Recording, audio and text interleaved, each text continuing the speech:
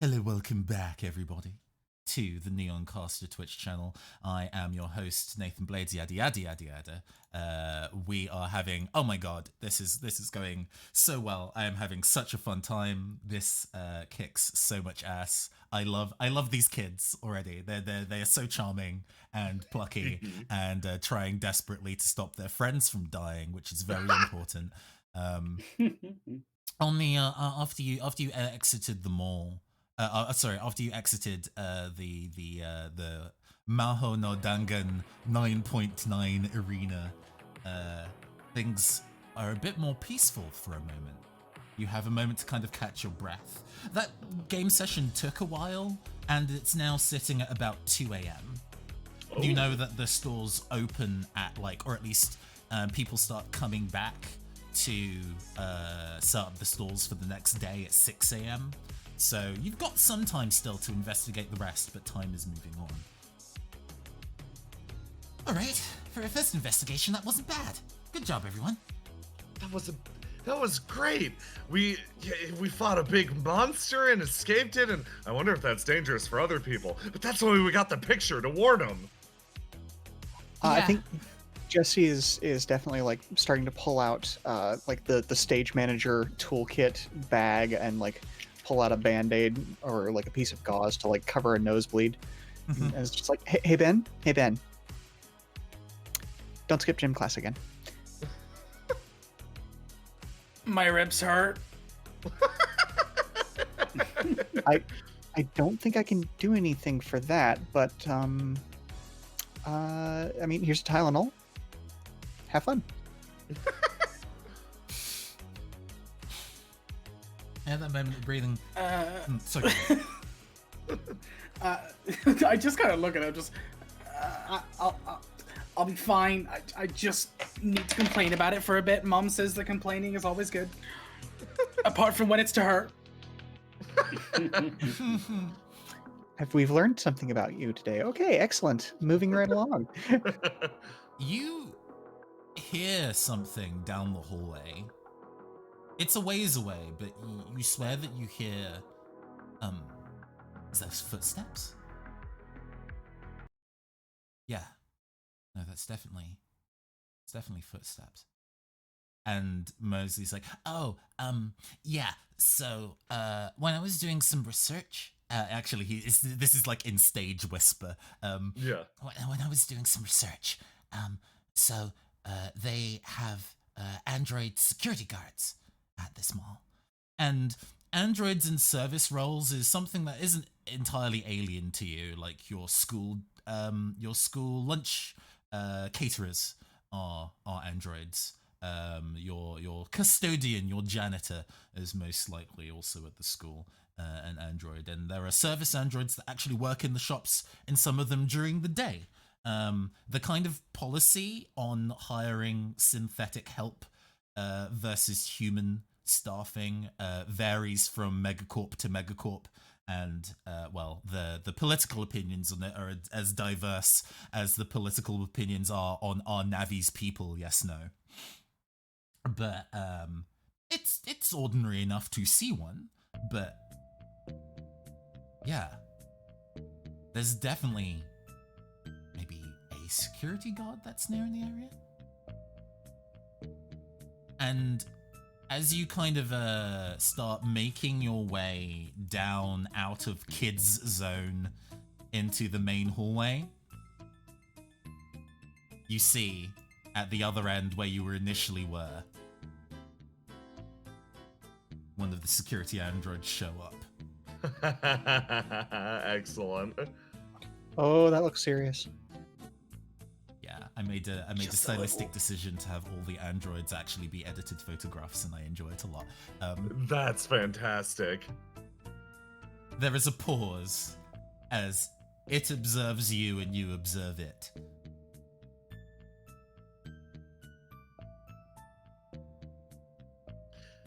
Do you think we should run? Let's run. Well, where are we running to next? Food court. Let's go, food court. Okay. Yep. And you start to make your way down as with the movement and rapid footsteps, the security android definitely notices and starts to pursue. Halt. Why did you make it so obvious?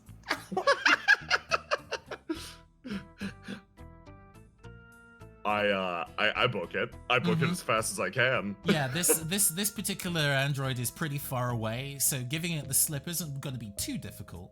I'm happy to let any of you make the roll for the team, as it were. But how do you want to collectively escape this security android? You know, I imagine that there's probably like, you know, those big pieces of like shrubbery and or statuary that are like in the middle of walkways in a lot of malls.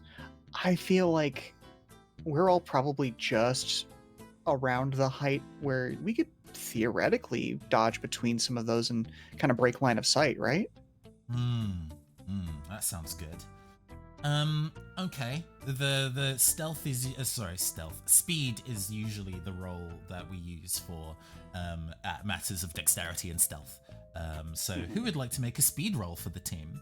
I'll make it easy because you're all working together. Anyone but me. Oh, With my 2. yeah, I've only got a 2 in speed as well. Better than my 1. Okay.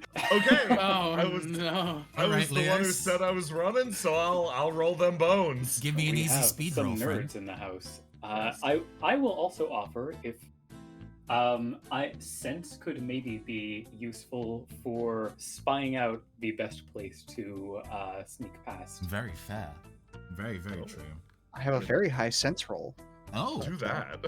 Okay, so I'm gonna roll 4 for that. an Ooh, easy very 4. nice. Let's go. What could go wrong? Indeed. You had to Okay. ask. Okay, a partial success. Mhm. Let's see. Who do you leave behind? Duh, no, I'm kidding. Yes, actually, to be honest, you get to the information point and the security android is right on your heels. The road bifurcates here, and if you split up, then, well, the security android can't chase both of you. Which one of you ends up getting chased? I'm down to be chased for a bit. Yeah, Mhm. let's get chased by an android. As the road bifurcates and Leos picks up speed and starts actually kind of making their way past the turnoff to the food court and keeps going, and the security android continues to give chase, giving the rest of your friends the opportunity to so I'm just gonna drag them off. Whoop. To make their way to the food court in the middle of the arena, in the middle of the mall. As we vamp for a second, we'll take the reins for a bit while I go and set up the next room. Ooh, man, that was a bad time for my brain to just blue screen for a second. So, let's see. All of you are breaking off into the food court, correct? Except that Leos is running behind to run interference. They'll rejoin later, but they've been separated for a moment. Oh, I'm sure nothing will go wrong. So let's see. Okay, the two of you are entering the food court first, and man, I think first I'm going to need to ask the table for some amusing food court stall names for their different themes. You know, there's got to be some sort of thematic pizza place or something like that y'all run by. Oh, a thing I will say is that one of the things about while they're thinking, I can give this additional bit of information. This is a food court of the world, so different areas of this space are themed, very theme park-like. To parts of the world, which makes sense because this food court is also a literal theme park. However, they didn't really think through where the food places are in terms of the food they sell and where they are in this faux world map, leading to King Tut's pizza and similar kind of horrendous combinations therein. So where in the world is Seafood Plus Plus, Will? Oh man. I think it's actually just like pinned in the middle of the Atlantic Ocean. In this alternate future, there may be a God. That's where the trash island is. For the sake of the fact that Leos is currently separated, I'm going to hide Leos in the HUD for maximum immersion. Goodbye. Oh, beautiful. Right, Boy yeah. removed. But feel free to, Jay, still to suggest one of the places that exists in the food court. I want to hear this awful pizza joke. Fantastic. Okay, so this is more like I made myself sad in saying it, but it is a pizza stall literally named Consumerism, and you can get different themed pizzas cut into different corporate logos. Oh no! Oh no! Oh my Its god! location global. There are mini ones all across. There are like 5 of them across the I have my hand on my head. That's like, I can picture it so easily, and I'm really sad about it. It's a little upsetting. That's why I said it. I opened my mouth and I'm like, ah, man. That is exactly the kind of satire that we love in this house. Okay. Hell yeah. As y'all are running past these questionably advisable food stalls, you're seeing the theme park roller coaster looming in the distance. Mm-hmm. But for the time being, are any of y'all hungry? I mean, I'm glad we made it, and I definitely want to go for a bite, but also, should we be concerned? Ah, he'll catch up later. You're sure? It's fine. In fact, actually, I think Mosley says that in character. It's fine. I mean, like, we did sports day, like, last month, and actually, even though Leos isn't necessarily, like, specifically athletically built, he did pretty well. I mean, he must have had some kind of motivation to be running that fast. Hey, can you answer me a question? Shoot. So you're saying that you saw him in sports day. Yeah. When he runs, does he do that thing where he sticks his arms out behind him? And, like, he seems like the kind of person that would do that. Yes. Yeah. I mean, it's not like toned type. that way. I think I'm Mosley not also shocked. thinks that's fucking cool. So yeah, he does. He runs way faster that way. we cut to Leos Naruto running through it actually has to be through a comic book store as the security android is like trying to climb past all of the racks that he's knocking over. You run faster if you imagine yourself running to an anime OP. That's just the rules, Leo. Leos acknowledges. Halt! You are not a Hokage. That's how you pronounce that. Thank you! No, halt! He didn't know that an android could sound exasperated, but here we go. Before long, we arrive at the theme park side of the theme park food court. And running in from the other direction, still Naruto running, is Leos. You made it here safely.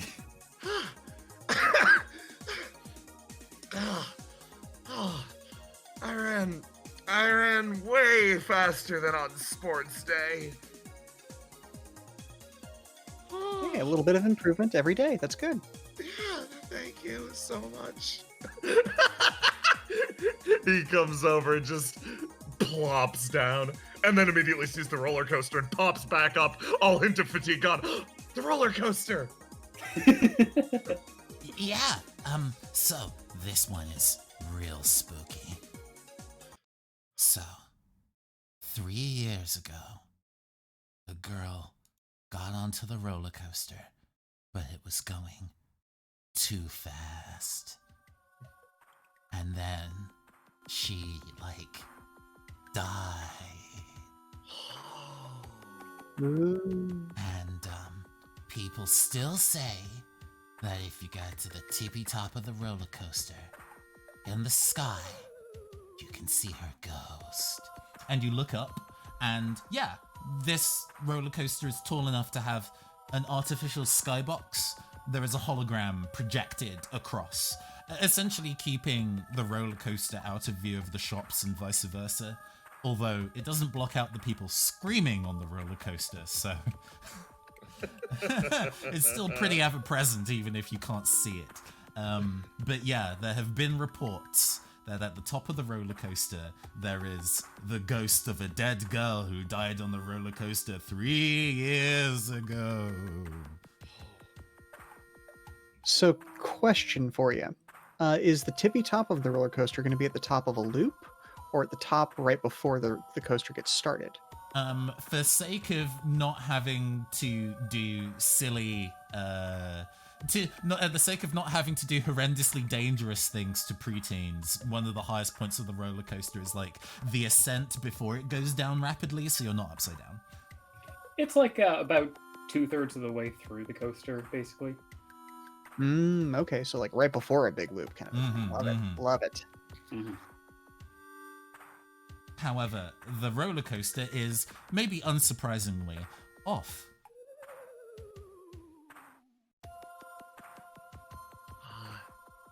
Okay, should we climb on up there? Ooh, you're gonna climb. Yeah, because I'm 10. I mean, we'll hear this out, but I expect it to go a relatively specific way. Give me a hard strength roll. Hard strength roll. You watch as the intrepid 10-year-old goes to climb. This is when the numbers come out. Yes. Get 3 successes. I have no idea how strong Leos is. Hard. There we go. Oh shit! It is actually 3d6. Hell yeah. Okay. Nathan, do you have an idea for this? No, it's cool. It's fine. We're good. So, you do it, and everybody kind of watches in genuine kind of shock as you clamber the side of the roller coaster. You look down, but you get there. You get to the top, and you see Mosley waving back at you. And you turn round and look at the skybox. And, yeah. There are some eyes up there. Staring. I can see the eyes! Mosley is like, what? I can see the eyes up here. He gets down and is there any sort of is there a camera app on the on my little PT? You scramble for your camera phone. Yeah. For the camera on your PT, and you take a picture and look at it. The brightness of the hologram is making what is behind the thing impossible to see. It just looks like a glowy, Windows XP blue sky. Oh, that's so strange. I don't know what's going on. I can see eyes up here. Well, I might be able to take a picture of it with our camera, but if the skybox is in the way, then we'll need to turn it off or something, right? That makes sense. Yeah. Do you think that would be controlled from a ride-up place or somewhere else? There are a handful of it seems that there are control panels next to all of the rides. It's not just a roller coaster. There's a merry-go-round, a popcorn machine, a candy floss machine, and all of them have a little interface that's essentially attached to the ticket booth or till of that attraction. There's a whole bunch of them. And does it seem like the skybox is mainly meant to eliminate the roller coaster, or does it kind of cover the whole area? It covers the whole area, or at least, you're not going to be, it basically means that you can always eat under a sunny sky at Evergreen Prosperity Mall. Oh, I can feel the plastic like stuck on smiles already. Mm-hmm. I can feel the plastic seating. That kind of like makes it sound like you farted. Yeah, exactly. Mm-hmm. I mean, if you get down, we might be able to find an access point that we can jack into or something. He's like holding his hands at the side of his mouth and then realizes that him yelling is probably also going to alert the security, so he stops. Oh, yeah, I did climb up really high. Sword pops in. This was remarkably reckless. Yeah, I'll just climb down. I'm gonna climb down now. You scramble all the way back down again, and there is a kind of like Mosley looks at you with eyes sparkling in a "that was really cool," but somehow has the wherewithal to not say that out loud. For fear of incurring ire from either Jesse or Benjamin. Yeah, once again the Navi pipes up. If you're going to do something like that, you have to think first. What would you have done if you'd fallen off?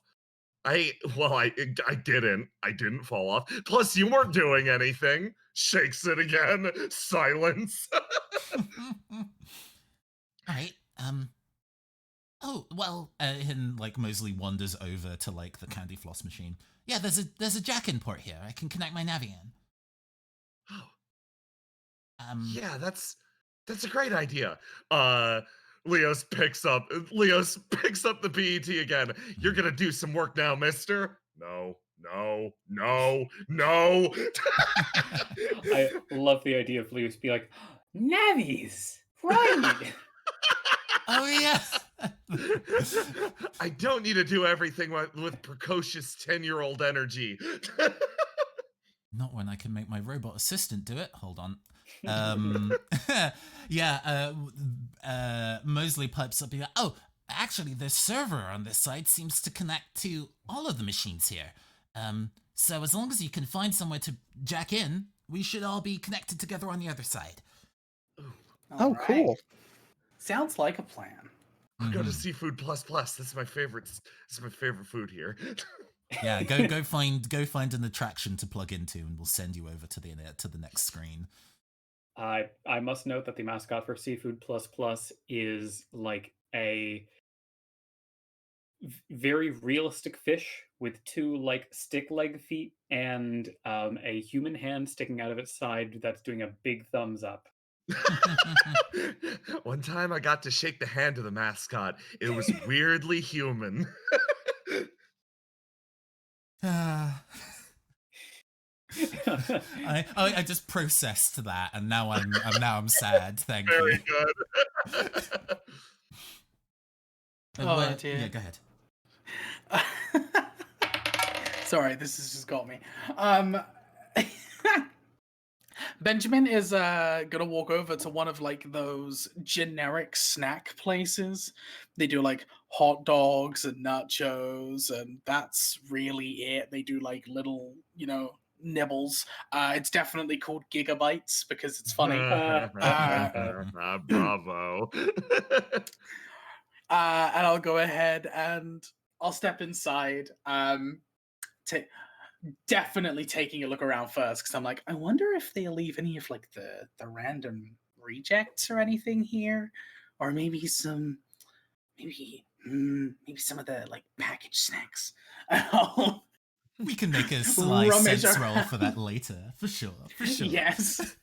Rummage around and then realize, oh, mission, right. And go ahead and plug in. Helping. You say, right, like if you had stayed on for one more moment, you were going to get a Cracker Jack snack pack, but now you don't. Instead, you're being a hero. So close and yet so far. Jesse, did we establish where you're connecting in from? We had not yet. I think honestly we're right beside the roller coaster, so Jesse's just gonna jack in from there. Actually, you try to do that, and then you find that they thought something through and put the control panel on the roller coaster on an electronic lock. There is like a glass case over it. That makes sense. I mean, but still, nerds. It seems that even though the popcorn machine and the candy floss machine, you could still damage yourself on one of those, but they were like, okay, we're going to actually make the roller coaster kid-proof.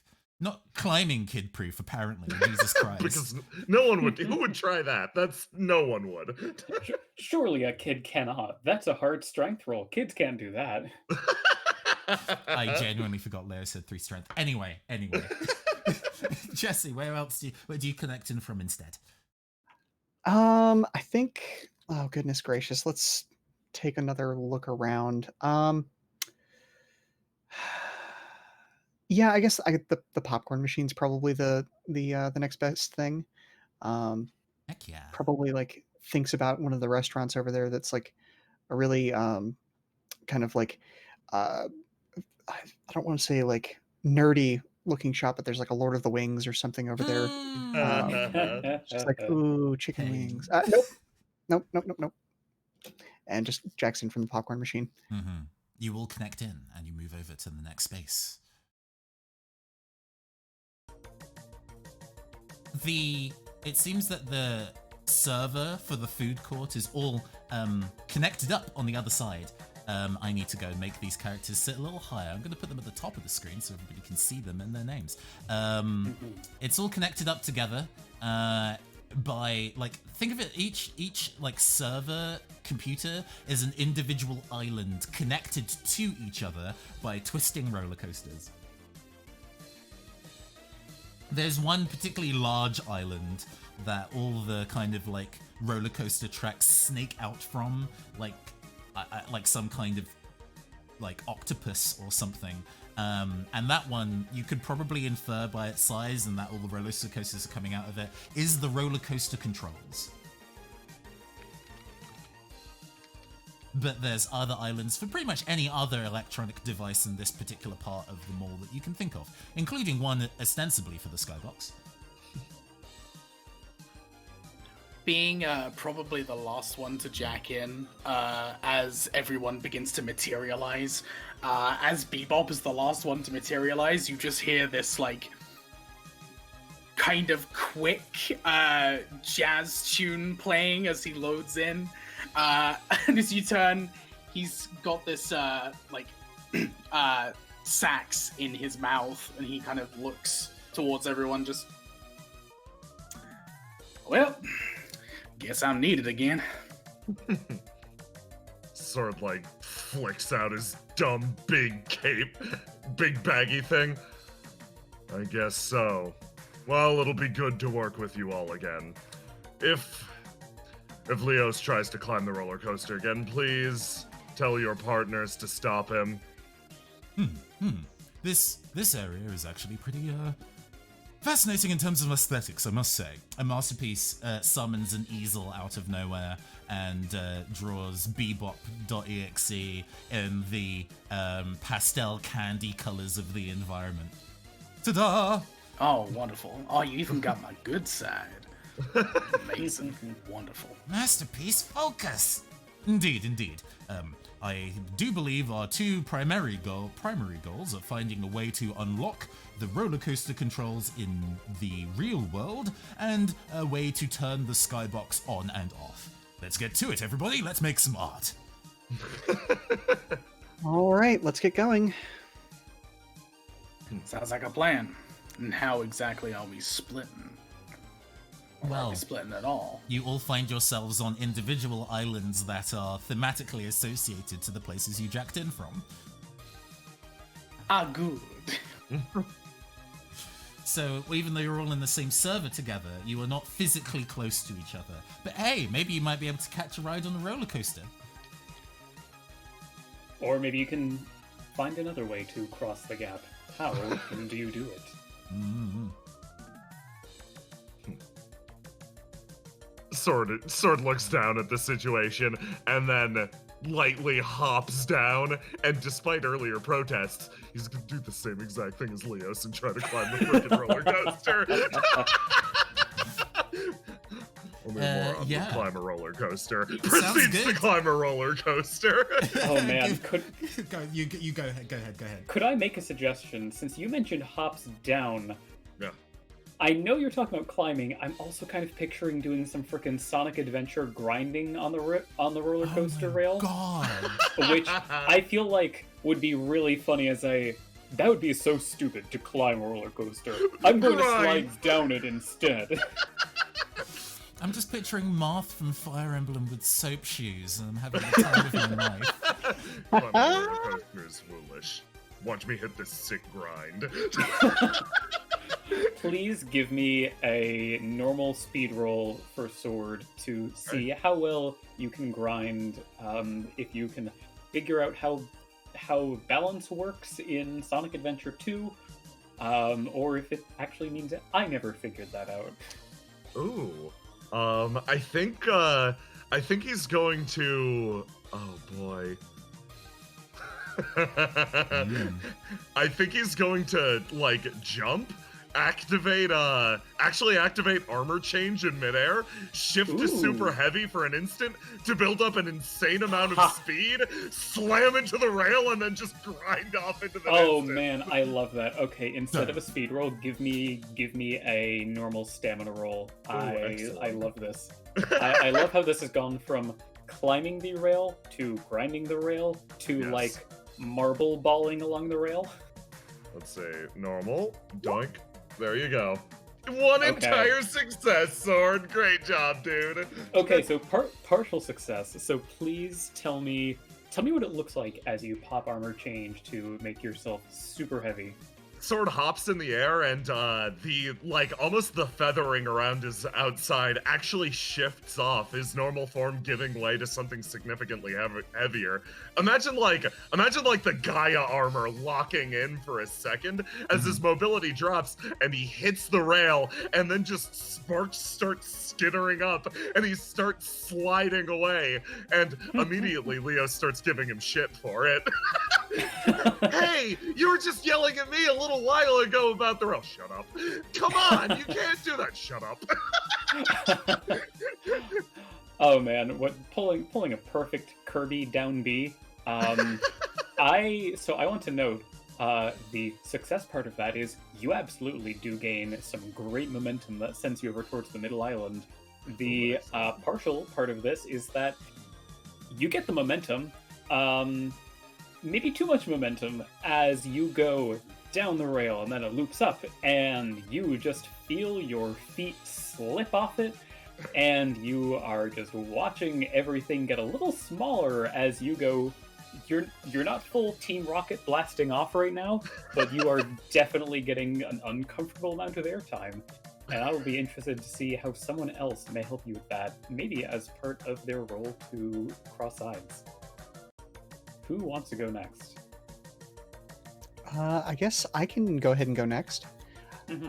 I believe that CueCall is just going to do the reasonable thing and try to take the roller coaster across to the other side. And seeing Sword's predicament, I think she would, if she's going to pass that way, try to use her map edit ability to drop a platform so that he can land on. Oh, that's fun. Let's see.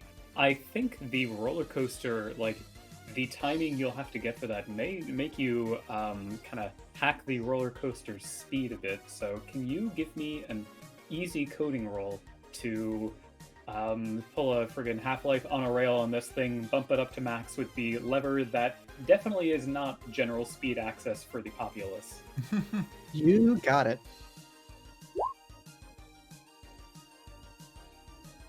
I believe that succeeds. Holy wow! crap. Whoa! Dang! So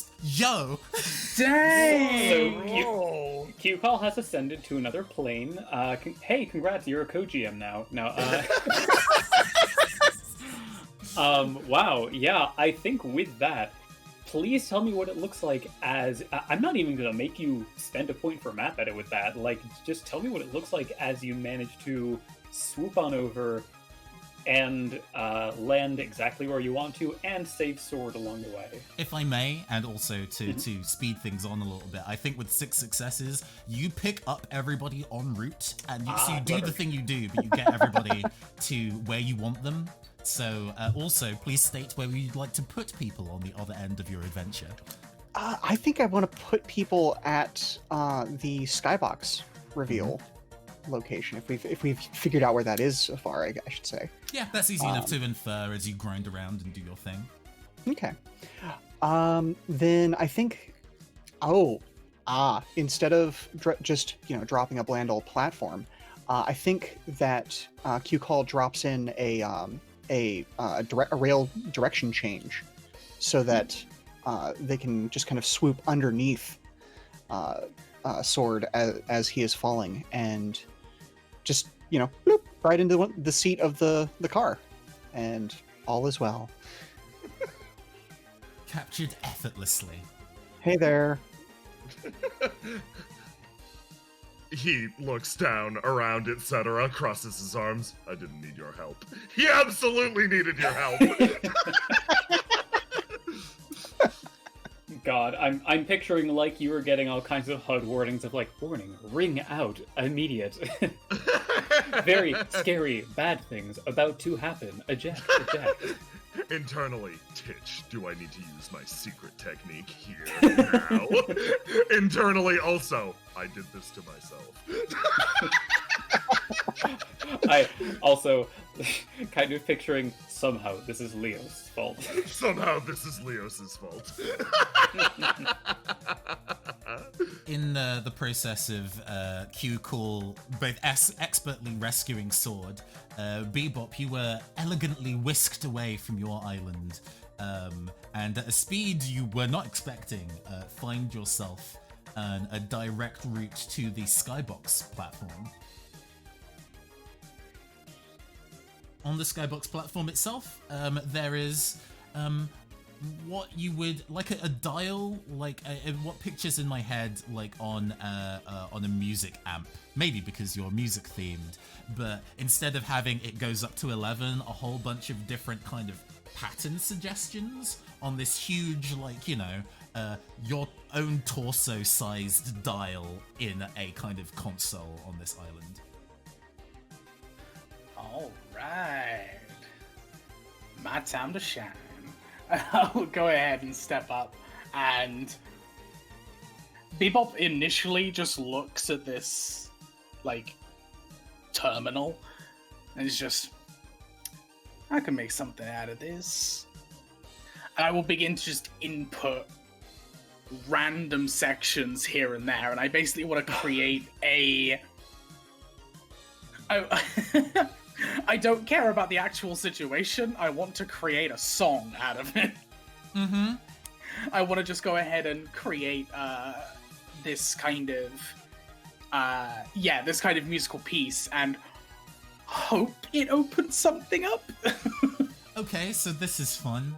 Go give me a normal affinity roll for using your element of orchestra on this like hologram output dial.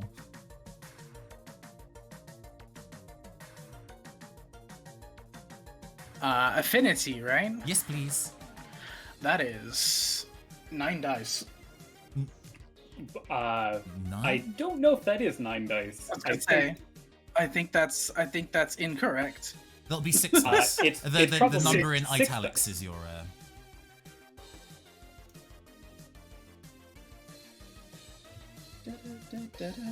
The character sheet is kind and auto-calculates the end results for you. For those who are not familiar with Netbattlers, there is a Google Sheets character sheet that does autofill stuff. And oh my god, has there ever been a more elegant character sheet for a game in the world? There is not. I mean, a partial success is better than nothing. So, 6 dice, 1 success. Mm-hmm. Wowza. Mm-hmm. The wheel of fate is always turning. So, let's see. What would you want it to sound like? Primarily, as a first question. Oh, it's gonna be some kind of like fast, like jazz rhythm, essentially. 100%, like super unorthodox and sporadic to the point where it just sounds like some fantastic instrumental work that doesn't really all piece together. It just sounds cool. You get the dial spinning rapidly and erratically. Click, click, click, click, click, click, click, click, click, click, click, click, click. And in real life, all of you look up at the skybox. It is having a time.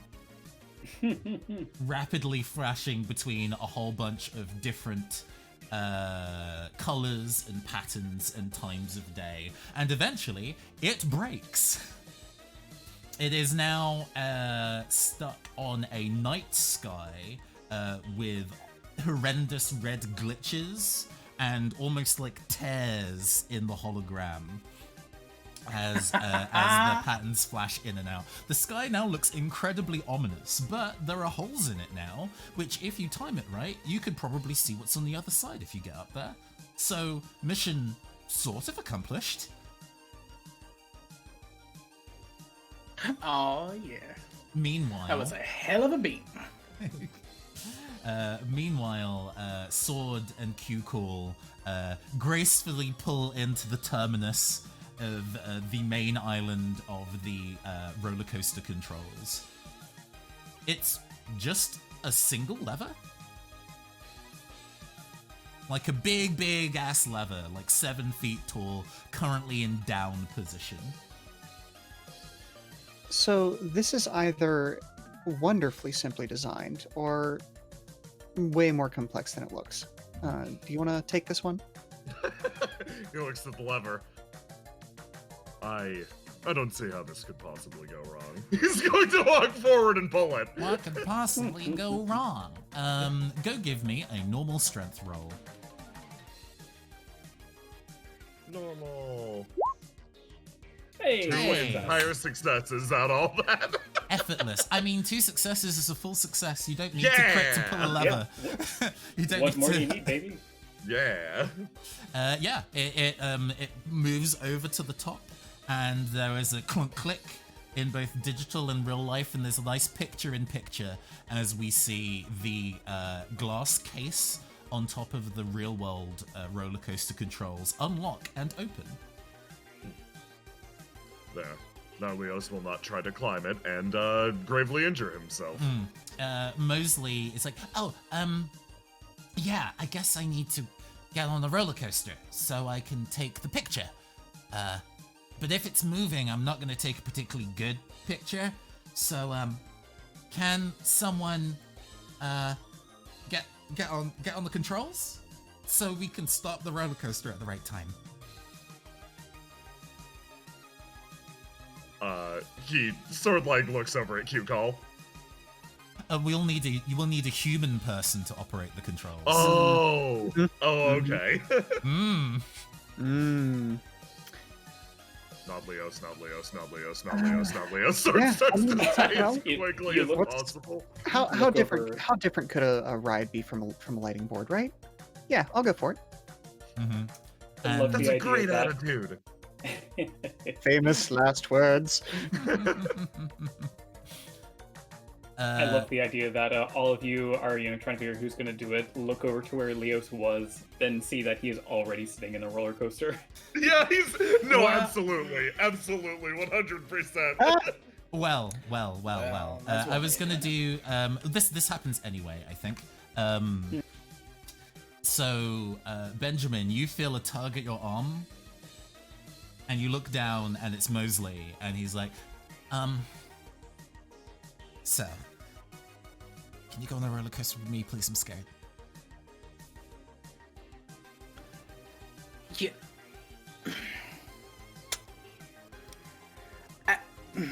I know you're like big or strong, whatever, and Yeah, sure. I'll do that with you. He looks both happy and relieved as he takes you over to the roller coaster, and Leos is already in the room. Yeah, he's just sitting in the back. Oh, well, Benjamin wanted to come too, like, obviously. Oh, that's cool. That's pretty cool. Yeah, I'm just here to make sure that everything goes well, you know. And I'll like, I will grab the handle and like squeeze on that metal like I could break it because Benjamin is terrified of heights. Oh, fantastic. Mosley terrified of ghosts, Benjamin terrified of heights. The the team, the dream team. We make it happen. So, All right. I think this is where I'm supposed to tell everybody to pull down their lap bars or something. Like that's a thing, right? Yeah, that sounds I real. guess. All right. I mean, just safety stuff, right? Okay. Taking a look at these controls. How is there like a speed lever or a knob or anything on there? There's a go and a stop and a speed like function of fast and slow and all that, so you can get them to gently trundle along if you wanted them to. And in fact, the roller coaster works as intended. How fast are we going? Oh.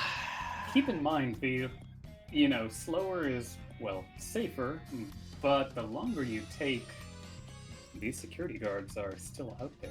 These roller coasters ain't quiet.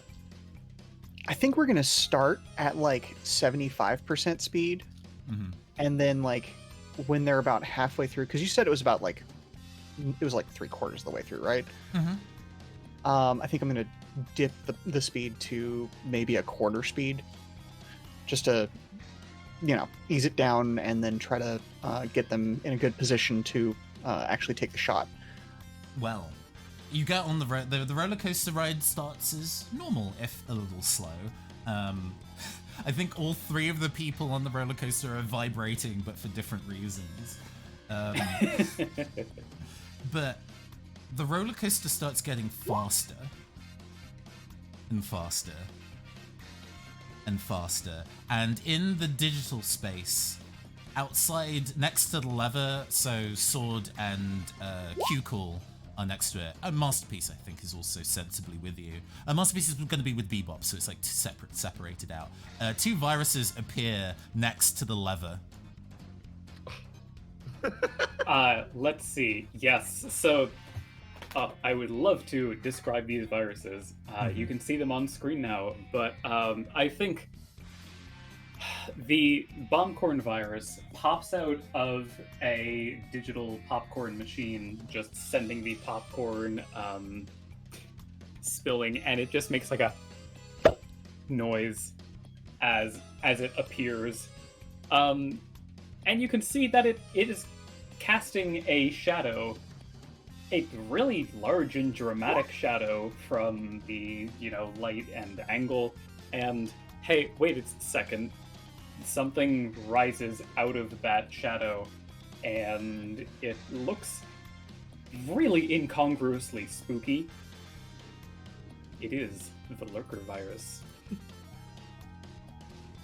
Sword uncrosses his arms and takes a step forward. Well, I'm glad we chose to stick by the lever. Oh, these shouldn't be too much of a problem. We'll get to the next queue soon. Oh, fingers crossed. Meanwhile, faint screaming in the background, but it's not sheer terror screaming yet, but we'll see how long this goes. Actually, in the real world for now, Jesse, you see that the roller coaster is going too fast. Oh no. Oh no. CueCall, is there anything happening on your end that could be causing this? Yeah, there are a couple of viruses down here. We'll get them taken care of. Don't worry about it. You pull ineffectually at the speed dial. It seems to be frozen into place. Yeah, and I'll pass this over to Will, the combat expert. Yeah. You try to turn the dial, and it just makes a noise, and a tiny piece of popcorn falls out. Oh, that's weird. So then let's see. So Nathan, can you remind me what? So all of the player navies are kind of close to each other right now on this. Currently, on this central Sword platform. and CueCall are on the same platform. They would be near, if not close. Sword is probably close, having pulled the lever. Bebop and Masterpiece are currently far, but the roller coaster platforms are working in their favor thanks to CueCall's hacking. Okay, right. So this, oh man, the shadowy virus just like straight up disappears from sight. Just wow. It does make that enigmatic SNES Earthbound noise as it disappears. And meanwhile, the that bombcorn virus it's making popping noises at concerningly high speeds until. Give me one moment to definitely do nothing. I'm not doing anything right now. Nothing sinister occurs. Absolutely we're just not. Talking about things. I forgot that I had that. Yeah, no, we're doing this too. Hey, you remember how I said a piece of popcorn fell out of the knob? Yeah. So the bombcorn virus kind of wiggles its like arms. Are those arms? You maybe you're a little too focused on whether those are arms or not to notice that like a bumper crop of corn has just frickin' sprouted out of every single crack in the control panel, and the dial is encased in a comedically large corn cob. The bomb corn is dancing about a little bit. It's clearly very happy with itself. Who wants to go first? Oh boy. I mean, edged weapons are great for reaping the crops. That is entirely true. Yeah, no, Sword's gonna take a few steps forward and pull out what appears to be a hilt, and then, yeah, you get your, not copyright infringement Z-Saber. It flares to life immediately at his side, and he sort of spins it a few times and, like, takes a look at the bomb corn, looks down at the ground, sort of traces what it's doing with that single piece of popcorn. Does it look like all of the roots are connected back to the bomb corn? Ooh, that's a good question. The roots are like snaking into the platform, so they're hard to trace. Let's see. I think so you're trying to basically like sever the connection? Yes. You know what?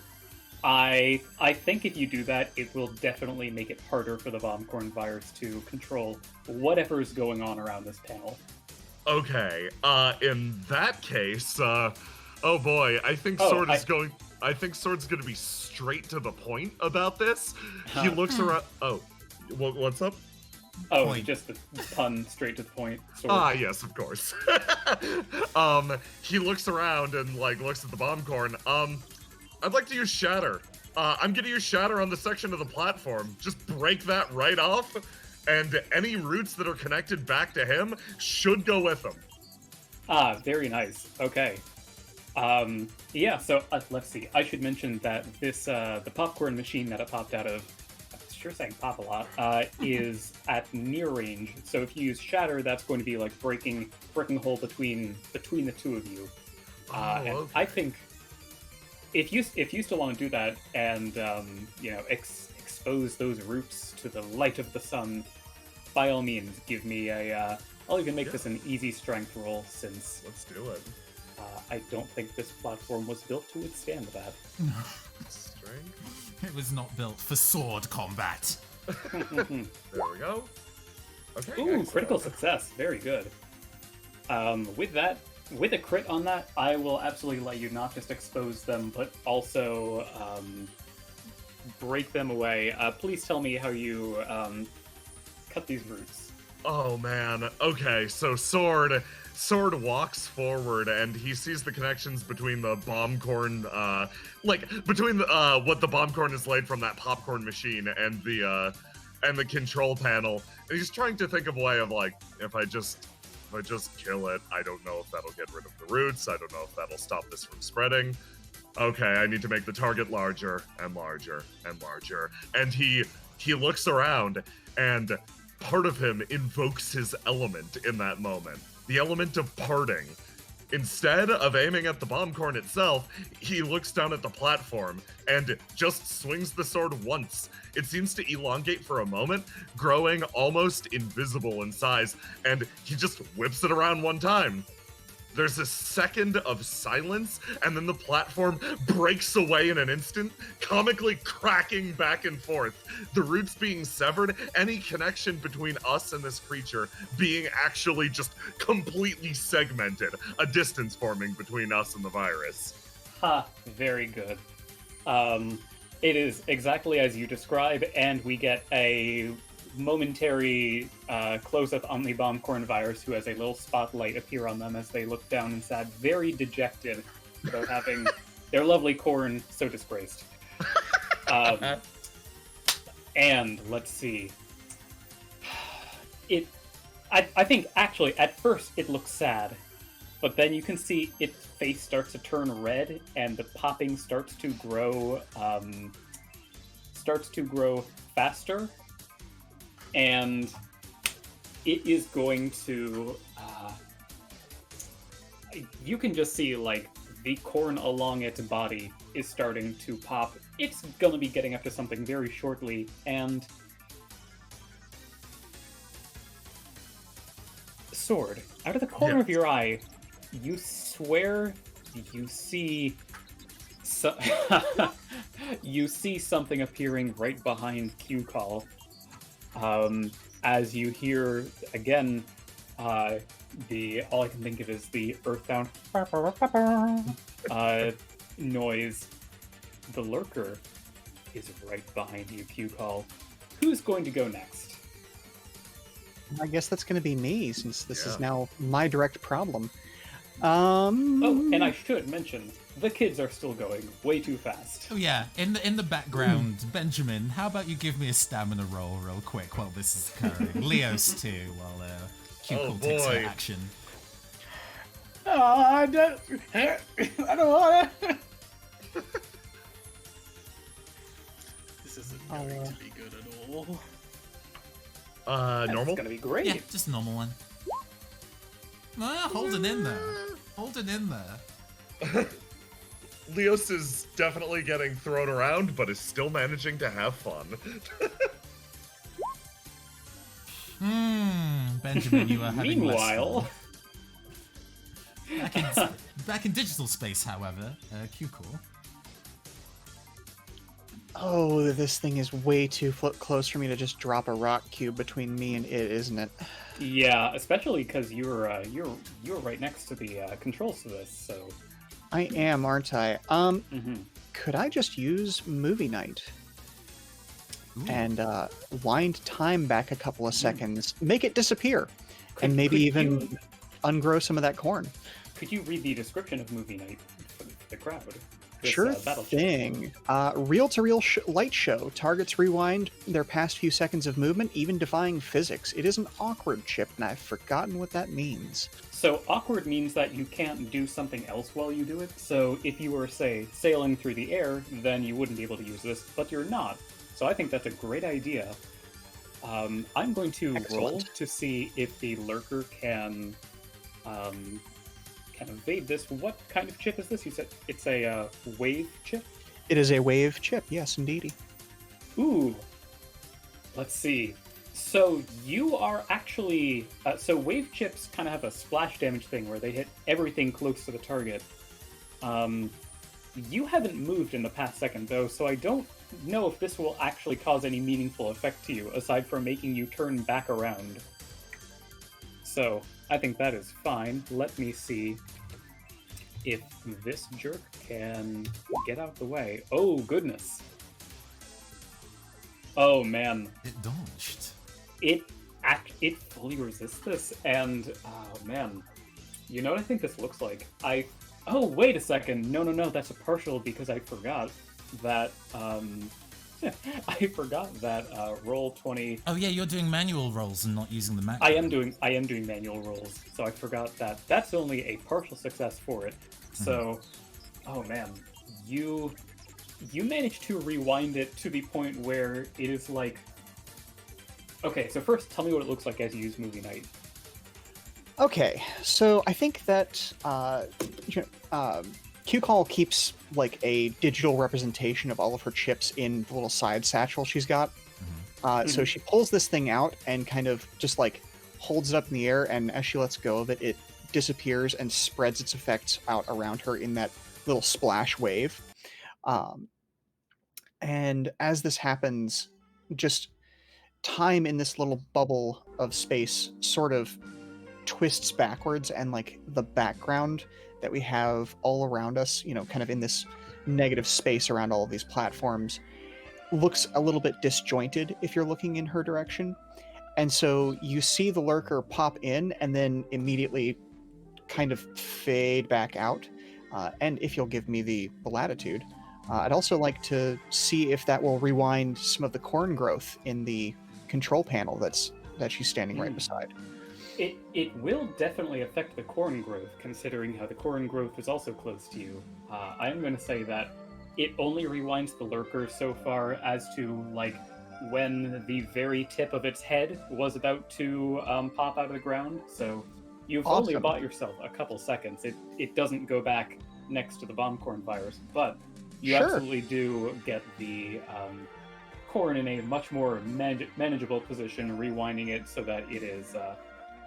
still yet to sprout, and especially given the extra distance and how bifurcated, or how slashed the roots are, the corn is now not able to grow to full size. Awesome. Then I'd like to just kind of take a couple of steps and get myself at a slightly larger distance than the lurker and I were already at, just to put a little bit of space in between us. Yeah, I think you can take a step or two back. Before you take another full action, I want to check in on Bebop. As, let's see, Bebop, you're seeing this from a distance because you are at the skybox control platform. So I think you're actually in far range, seeing all kinds of corny shenanigans and the spooky times going on in the distance. If you can get over to your friends, you could lend a good amount of help. You might have to... Oh yeah, go ahead, Nathan. Because Masterpiece is also with Bebop, Masterpiece is like, well, I think I can expedite this process somewhat, and sketches out of thin air using map edit,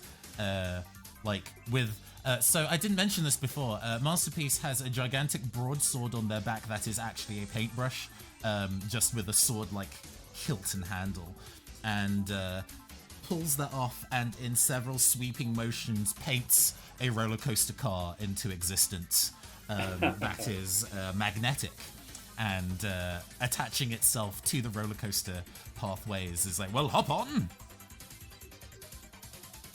Well, that certainly works. I suppose it's not a solo piece.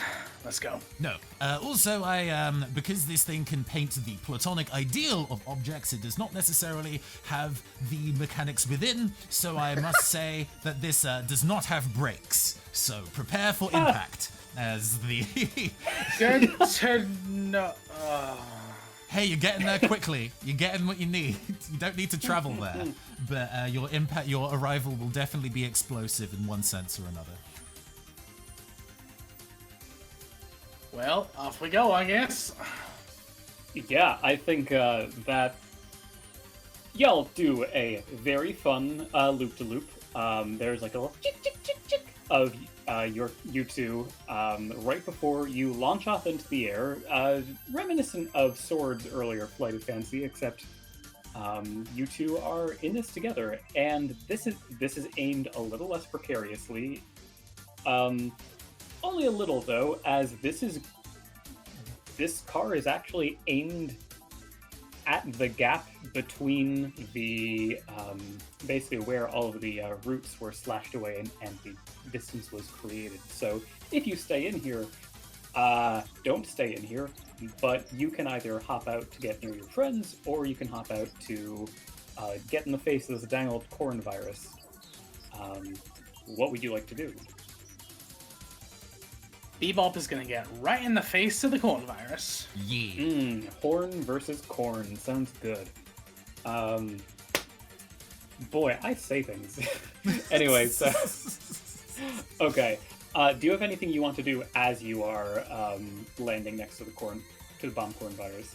Yes, I do. I'm gonna, as Bebop kind of dives forwards, he'll look towards it and just say, "Well, you know that ain't no good. You're making good sounds. Look at that. Pop, pop, pop, pop." And as this is happening, I want to use Overwrite, please. Oh, very nice, very nice. Yeah, that is a cost power, so you don't even need to roll for it. Please just read the description of the power, and tell me what you'd like to do with it. Overwrite tricks a hostile virus into helping us. The bigger the ask, the shorter it lasts. I want it to go away. I literally want it to go ahead and leave the system, essentially. I think, let's see, the ask of go away is a bit of a big one, so I think it's going to leave for a little bit. It's probably going to snap to its senses pretty quickly and be like, "Hey, wait a second, I don't want to do that." I think Masterpiece assists here and is going to roll Affinity to basically paint in new track for the roller coaster car that was previously made, and send the bomb corn virus away on a chariot. So even when it does come to its senses, it's going to be away for a little longer than it would personally want.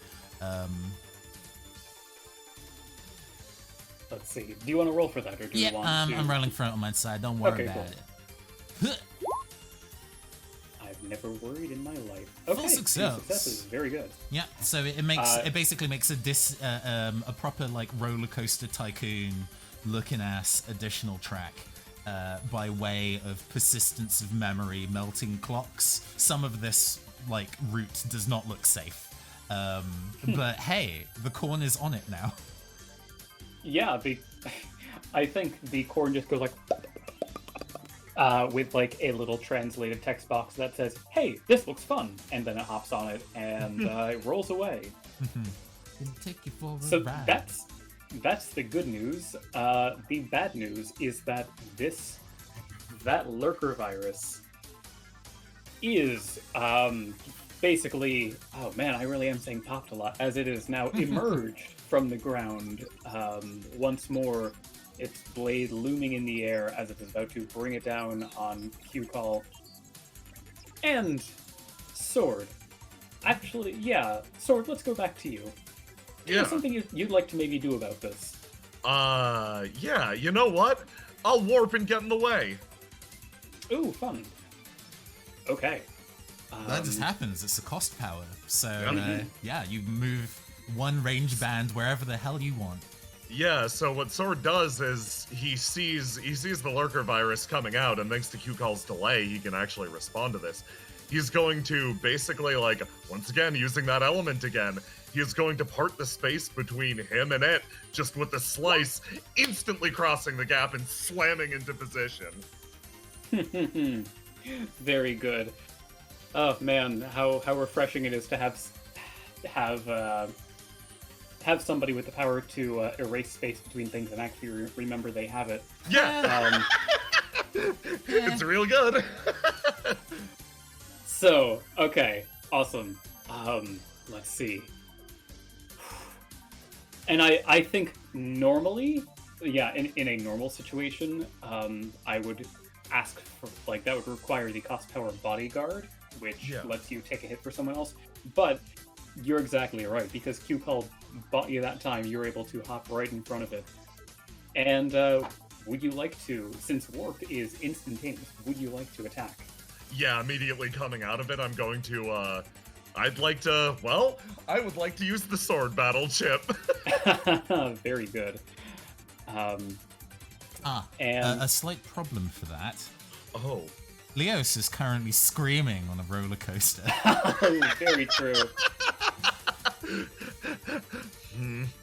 Sword feels that. He's like, okay, sword battle chip. Sword. Come on! Looks up and around. Ugh. Okay.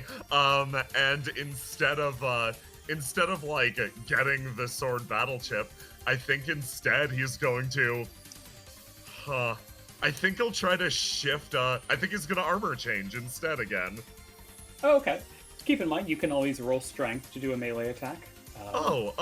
You know what? Yeah, I think he'll just strengthen melee attack then. Mm-hmm. Okay, cool. Give me a normal strength roll. I recall you having beefy numbers for your strength. And as I said, the lurker is bringing down their blade, so the lurker is going to try to parry this. Ooh, Excellent. Ooh. Normal Okay, strength. let me know when you're ready to roll. We'll do a 3, 2, 1 countdown for extra Yes, I am suspension. ready. Okay, 3, 2, 1, roll. Oh, goddamn! Okay. So here's what a parry means. Parry is basically when two melee targets attack each other at the same time, and whoever wins deals the full damage unmitigated. So you did the full 3 damage to this lurker since you rolled more hits. Please tell me what it looks like as you just strike a devastating blow against this virus. So, basically, just building off of this idea that he warped into this, he, still with some of that, like, displaced space energy, he warps in, reaches his hand out, and is like, battle chip, sword, and then sees nothing's happening, looks at it, sighs, grabs the creature, swings his arm above his head, so he warps up in the air, picks him up, and just overarms him into the ground, banking him off of it one time and causing him to bounce. Then he touches down in front. Nice OTG, very good. Oh, yeah, no, that's great. I think you can see that the blade of the virus actually shatters. And I'm gonna say that it... Ooh, man. Give me one moment. I'm doing a fun for me. Fun thing for you. I will take over the narrative for a second. Oh, wait, no, I got it. I just need to check one thing. The virus raises its other hand at you, Sword, and goes... This will not be the last. You feel warm, and then the virus disappears. So, hey, all the viruses are taken care of right now. CueCall, what would you like to do to maybe slow down this roller coaster that has been stuck on way too fast for way too long? Well, I seem to have a broken control panel right in front of me, and I just happen to have a repair chip in my bag. Hey! Would that be... There you go. Okay. Please read the description of the battle chip and tell me how it works. It is a near-range support battle chip that simply fixes a broken structure. And I think, yeah, she's going to do the same rigmarole as before and pull the chip out and kind of hover the kind of label portion of the chip over this busted and slightly grassy control panel, and just kind of a shining light goes down upon it, and its various bits and bobs kind of reform back into its normal shape. Mm-hmm. Very good. And there is a moment of calm that resounds across the network, it no longer being a field of battle. And then all navies remember. Roller coaster.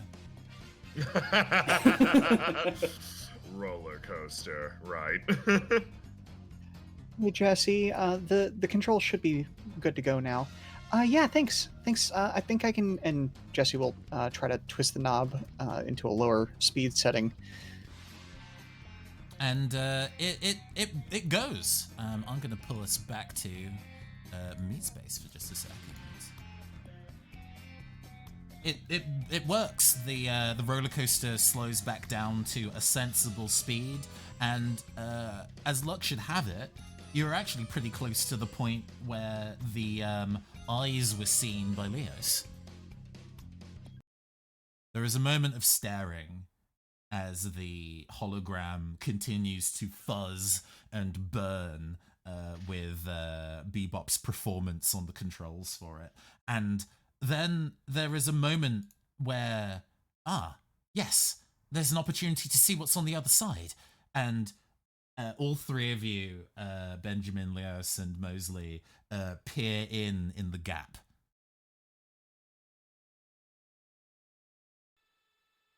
Hey, friend. It stares out the other side. An android, somewhat finished, standing prim and proper and carefully in front of maybe an office? A secretary, potentially? But it's not complete. Half the skin isn't there, and even though it's wearing the standard kind of uniform of a secretary, it doesn't seem to fit it well at all. Mosley quietly takes a picture. And the roller coaster moves back into motion again and gradually comes to a stop.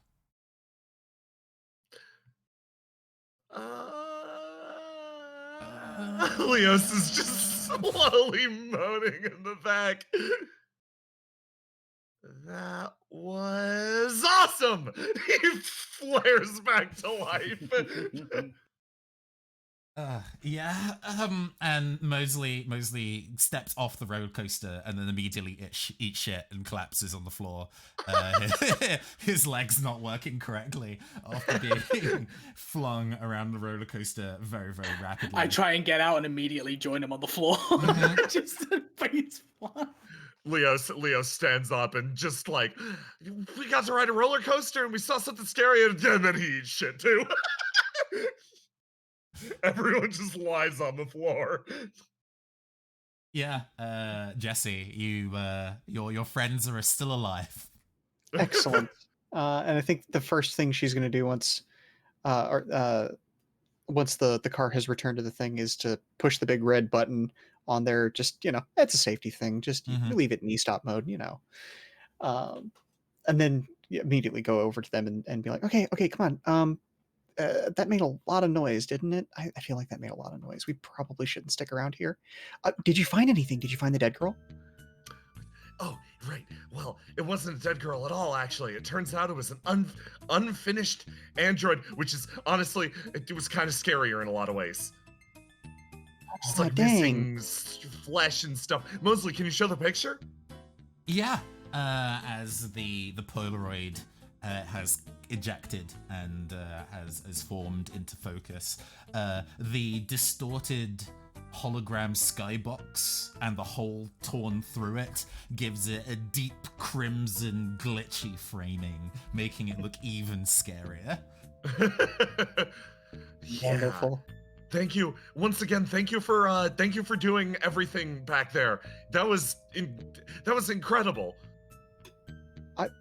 Really? Yeah. Thank you.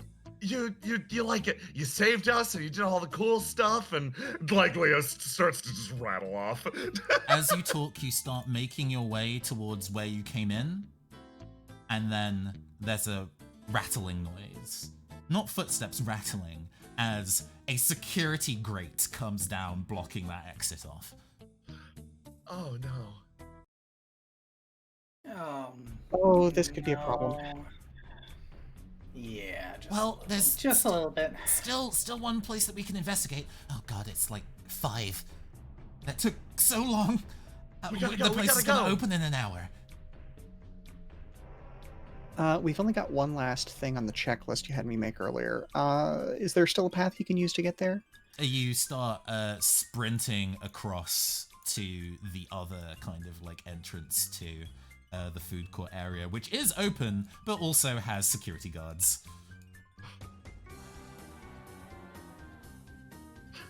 Two security guards. Looks like we might need to do another little diversion. Leos sort of stands up. Don't worry, guys. I've got this. He's going to bravely run forward and yell for the security guards.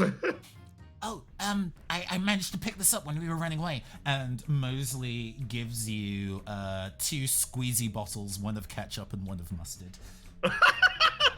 That'll go great with this fish I found on the ground. From Seafood Plus Plus. I have probably some leftover fish. I pair it with the squeezy bottles. Okay, I'm ready. Wish me luck. I don't think you roll for this one. I think this just kind of happens as you go the... how do we do it with the kind of like multiple points? You kind of go like the long way round? Yeah. To try and get them to chase round that way Put down the condiments. I run. I'm saving all of my voice just for sprinting. I am firing off mustard and ketchup in the air dramatically. I round the corner and throw the fish. Yeah. Pick that fish back up.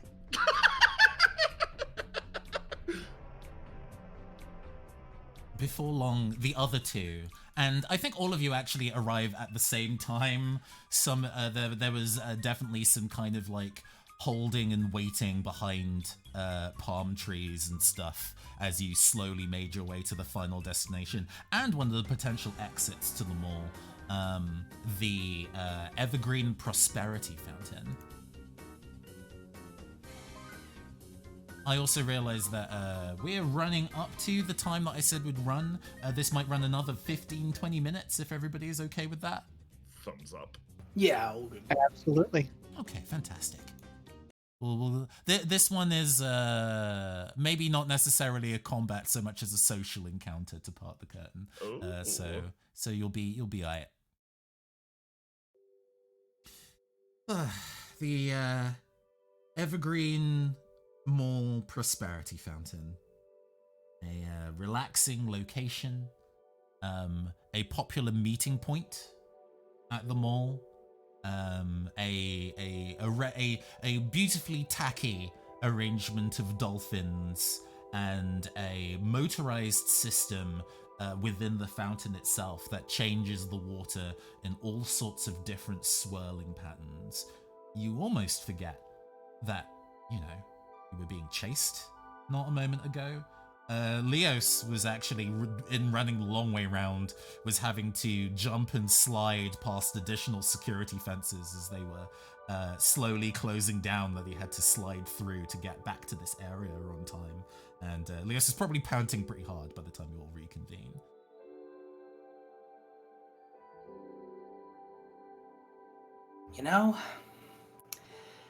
After all of that mess, and the pain and the giddiness and whatever that was, this is probably the best place we could have ended up. Yeah, nice relaxing into the is it still night or would it be morning now? You can see through the kind of like big floor to ceiling glass locked currently doors out onto the endless expanse of parking lot, the early hazy pink stretches of a sunrise. God, it's boring. But we need boring right now. I was going to say beautiful, but yeah, sure. And Not then much going on. the water shifts, and you swear that you hear a faint voice. Hi, I'm Lisa. Oh, are you gonna play? There we go. Hi, Lisa. Okay, good. Everybody did hear that. Good, good, good. Oh my god, is that the demonic voice? Doesn't sound very demonic to me. Mosley slowly tiptoes over to the pool of water in the fountain and waits. You need a makeover.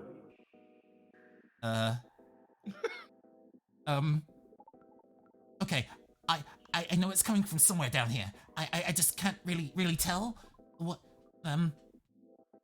and is like peering over, and I think this for Mosley is going to make the single roll in the same way that Masterpiece made a single roll, because his sense isn't bad.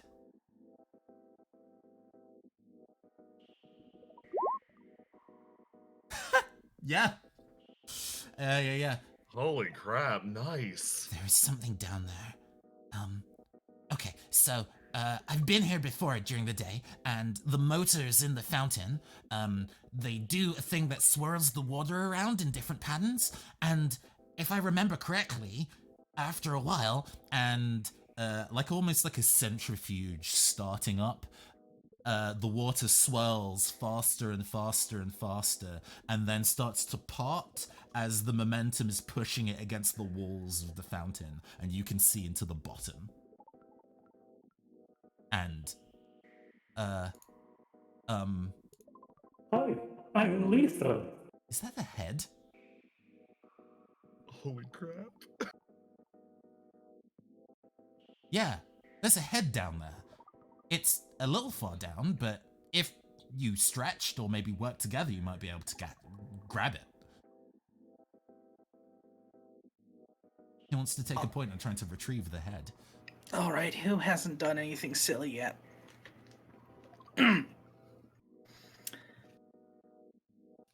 Looks around the group. I think it's about this time that Leos manages to work his way completely around the outside of the mall, catches up, sees everyone there. He's covered in sweat. And then he just walks over and he dunks his head in the fountain and like splashes it, pulls it up. What's everybody looking at? Ah! Horrified scream. Important question. Was that from the head or how chlorinated the mall fountain water is? It's both. Leos emerges with a head. I think in the kind of pulling back, you maybe catch a loose wire at its neck and pull it back up with you. Just yank it up.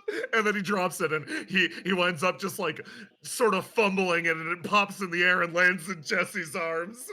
The head rolls around, its mouth opens as water leaks out and says, You need big wings. Have you considered ingredients? I mean, the last time I was cooking, I guess, but what? No. That fabric needs to go. I have no idea what's going on right now. as you inspect the head, there seems to be, like, jack-in ports at the base of its neck.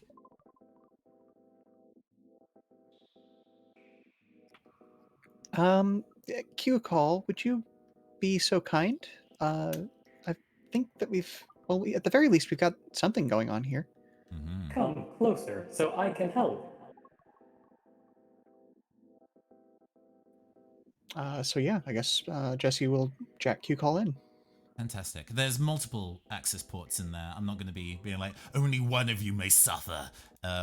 Like all of you can connect in. Excellent. As the head quite placidly continues to kind of like chat away at you, as you all slowly kind of connect yourselves up. And before long, we see what's on the other side.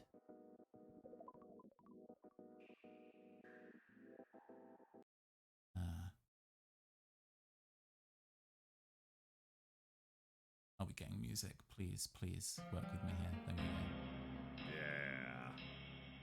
Yeah. It's a reasonably flat space, like marble tiling, except this entire area is weirdly warped and distorted.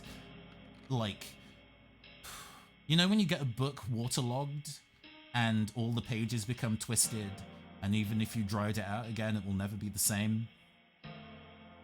Like that, but a hallway, a glass structure, all decayed and bent and distorted over time. But you can hear the head still speaking even within this space. Maybe a bit more, well, at least within here, there isn't a need to suggest an outfit, but it continues to speak. Hi, I'm Lisa. How may I help you? You seem like you could use some fashion advice. I mean, a little bit rude, but okay. Completely rude. Look at us. We're immaculate. Sword Oh. crosses his arms. I did not mean to suggest. I'm simply trying to stay with the latest trends. Here, let me pull out my arrow. Cannot find palette collection. Lisa, Cannot find pockets. please make a coding roll on Sword.exe. I would love to.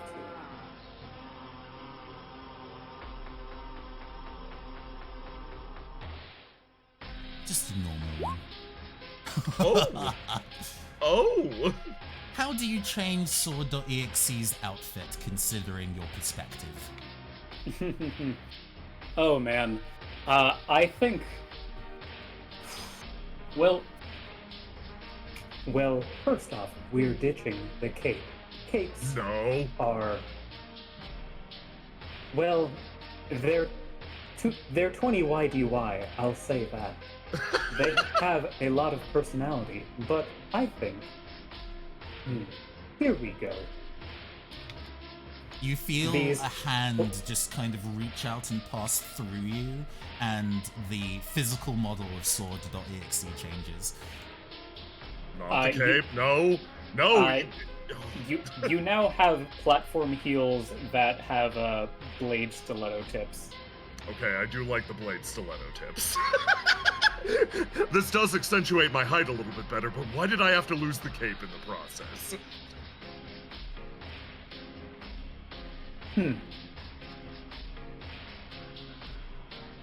Reach behind your back now. I'll do so. Okay, you reach behind your back, and you feel something there that wasn't there before. You grab it with your hand, pull it, and instead of the cape you had before, you have a like hologram poncho that swirls all around your torso. I like this. Is all he Excellent. states. Leos. Yeah? Memorize this appearance. Add it to my aesthetic shuffle. Sure. Okay. What would you call this? What look is this? This be like an elegant or something? I think it's He looks over at Lisa. What would you call this look? Forward facing. Forward facing. Yes, I think it is I think it works as an elegant. Put it under the elegant part of the battle chip. As the body of Lisa manifests within the space.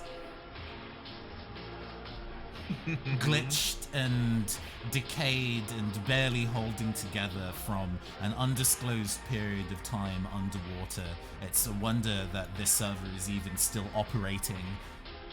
But hey, Lisa, you have people who have taken your fashion advice and love it. Fantastic. It has been a while. I would love to provide more assistance, but I require my body to provide full coverage. So And, like, you know, if nothing else, you might keep these people around for as long as it takes to get a new body. At least you can continue to experiment on these. You've been hanging around in that fountain for months, but you could be entertaining these people for years easily. Now, it's your turn. Lisa turns to... Oh, let's see. I think Lisa turns to Bebop. Let's see what you could look like. I'm not exactly happy with this situation. Ooh, Yes. this doesn't look good. You are a harder one to manage. Foreign objects detected. I mean, I already look fabulous, so... As I think having... You have a big old saxophone, right? Yeah, it's like, you can see on his art where, like, the two metallic bands are. Just under that, there's a strap, I think, and it's, like, attached to this, like, leather strap that he swings around onto his back when he's not doing anything. And that has really caused a point of interference, as you've just basically had the saxophone model copy-pasted all over your body in, like, various bits and pieces of it. So you're now wearing, like, a dozen saxophones broken up into 60 different pieces all over your body. My hat! My shades! My collar. An interesting experiment. I will need to spend more time with you. Sword stops and looks over at the other two.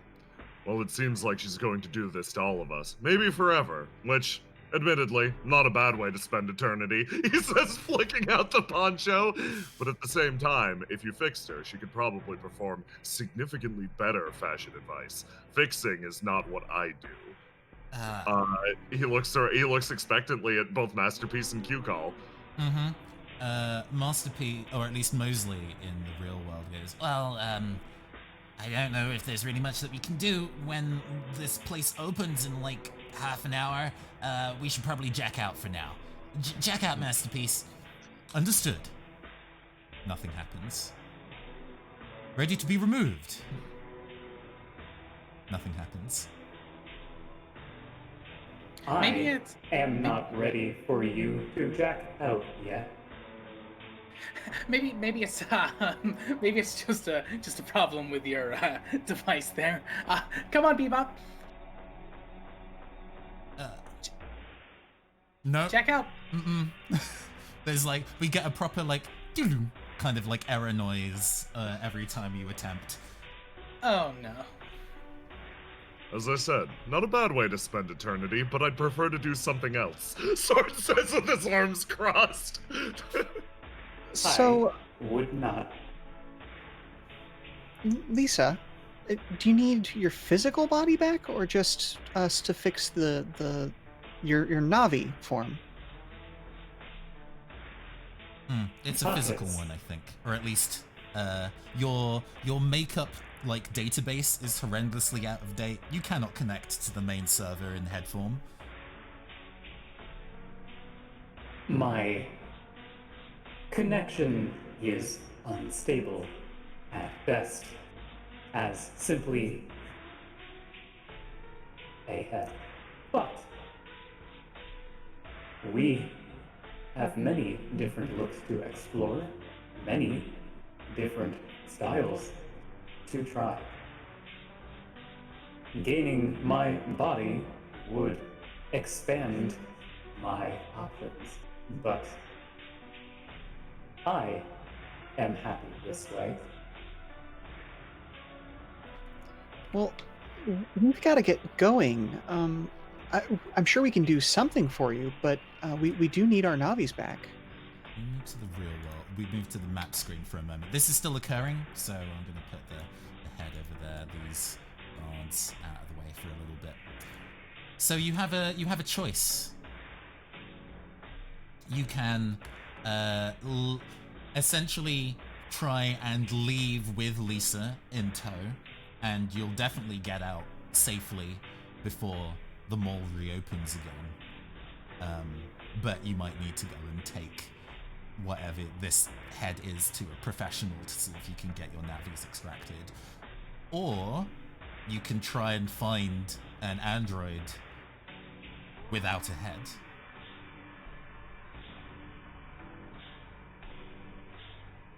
Whatever you choose, you might have to choose it quickly.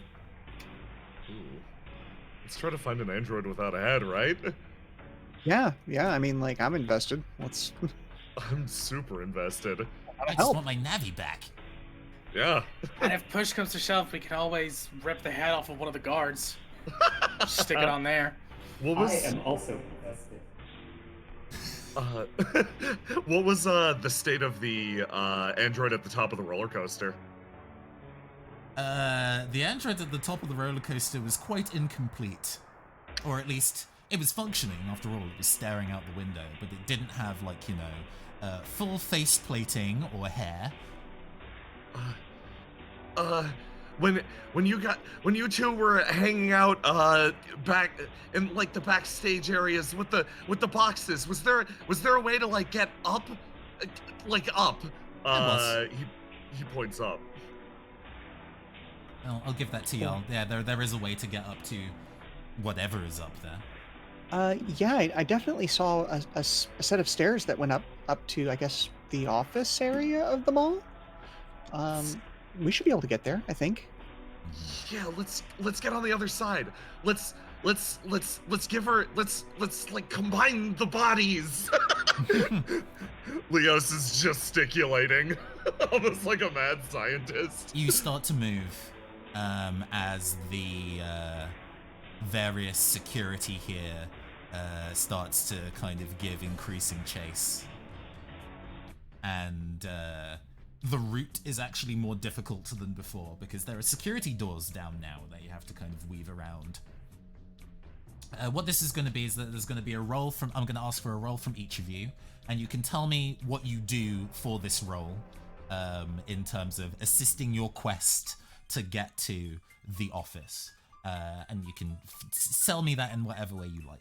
And we'll see how many hits cumulatively you get. So even if you roll no successes by yourself, your friends may save you here. So in the mad dash to the Evergreen Mall head office, who would like to go first and what would you like to do? Yeah, I'll go first. Yeah. All right, go for it, Benjamin. Benjamin's going to go ahead and... he's going to go ahead and grab whatever condiments that Leos had left after that escapade. Mm-hmm. And he's going to go ahead and, as we're running and we're being chased, he's going to essentially, like, old PlayStation 1 game, just drop splodges here and there as we're running to attempt to either trip them or at least slow them down so they have to go around it. Okay. What skill would you like to apply to that?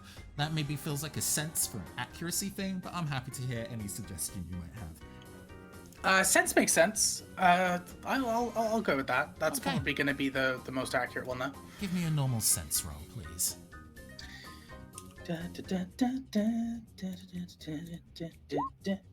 Oh. It seems that these guards have really, really well-textured souls and are unable to be skidded out by the condiments. But Halt! Cease your vandalism. No! No. Okay, what was the but? But they are slowing down just a little bit. They can't go at full pelt through all the condiments, but it's not making them fall over as you continue to kind of make your way down to the service entrance door that Lisa is directing you to. Who's going next? Unless you've got something, I've actually got an idea. Yeah, go for it. Okay, so I think Jesse is going to try to get a sense of where in the mall that office was, and then kind of like thinking back, try to line up the best way to get there and like the closest set of stairs that they knew about in the back room. And I'd like it to be a sense roll, but I could also see it being like an info roll, maybe. I think info is going to make sense for you, remembering the mall labyrinthine mall layout as you've been running around it all night. Okay. Just a normal roll, I'm assuming? Yes, please.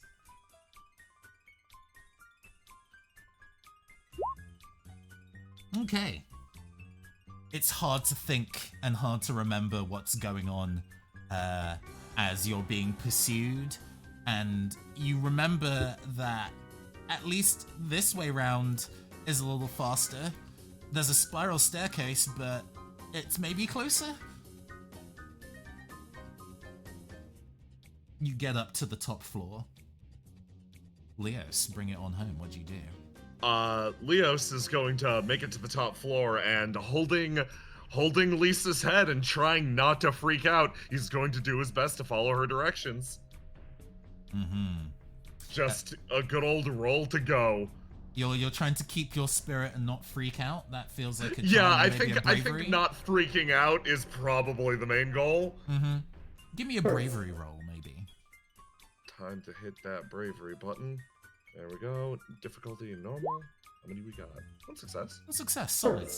Take a left. Between everything, all of you, that is 2 successes, which is overall considered a full success. So you get up to, and I think I'm going to switch the music to this one because I quite enjoy it. Hold on, especially since there's a bit more of a dread now that you are essentially where the owner of the mall resides. They're clearly not there, but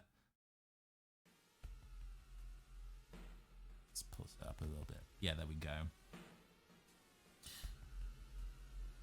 There is a sense of heaviness, of trepidation, as you get closer and closer to the director's office. And you open it. It's not locked. The android stares at you. It, in fact, turns away from the window it was looking out at when you were on the roller coaster, and turns to face you, hands placed primly in front of it as it stares. What do you do? We found this damaged android, and she's really banged up and she needs help. Can she interface with you? Is this a body? I can interface, but you may need to remove the existing head.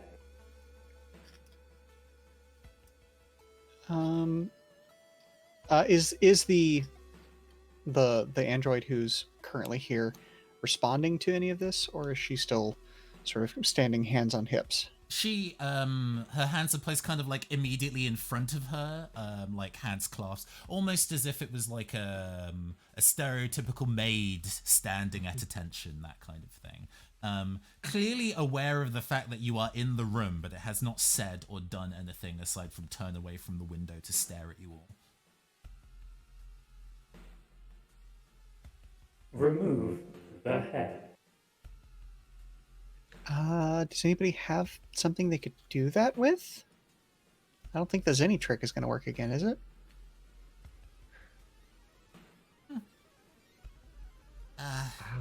Well, okay. guess I can. Well, I guess there's like a recording device in the room looking at the secretary android, but rummages around in his like messenger bag and kind of pulls out a set of tools. Sometimes the photography that I do requires a degree of urban exploration, and you need the tools to do that. You consider the idea of a 10-year-old running around in an abandoned building and try not to think about it too hard. I have the skills to go and do this if somebody's willing to assist me with it, but oh boy. I guess, like, should we? I want my Navi back, Leos. I know, but like, can't they get along? Says the 10-year-old. Mm-hmm.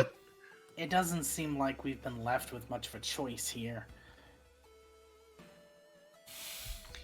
I mean, just from where we're standing, it seems like Lisa is a little more active of an android than this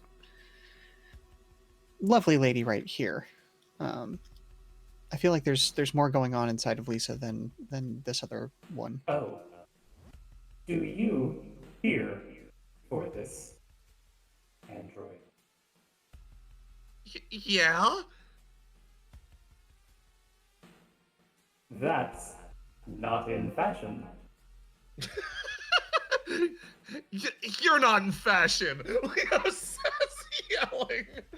Mosley walks over to the secretary android and says, I'm going to need to access the servers in your neck, but I can't reach. And with perfect, placid compliance, she kneels. And, who of the three of you would be the most, you feel being the most world-weary of the three of you? And this is speaking relative, considering you're all preteens. I would probably say Benjamin. Sure.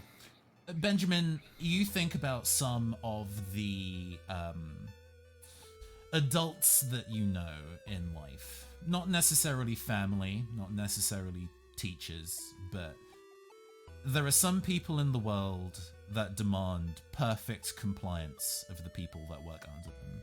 And in this moment of effortless submission, even though we have been actively talking about removing her head and that she kneels and was willing to let that occur, you wonder what kind of person the owner of Evergreen Mall is. Leos? Yeah.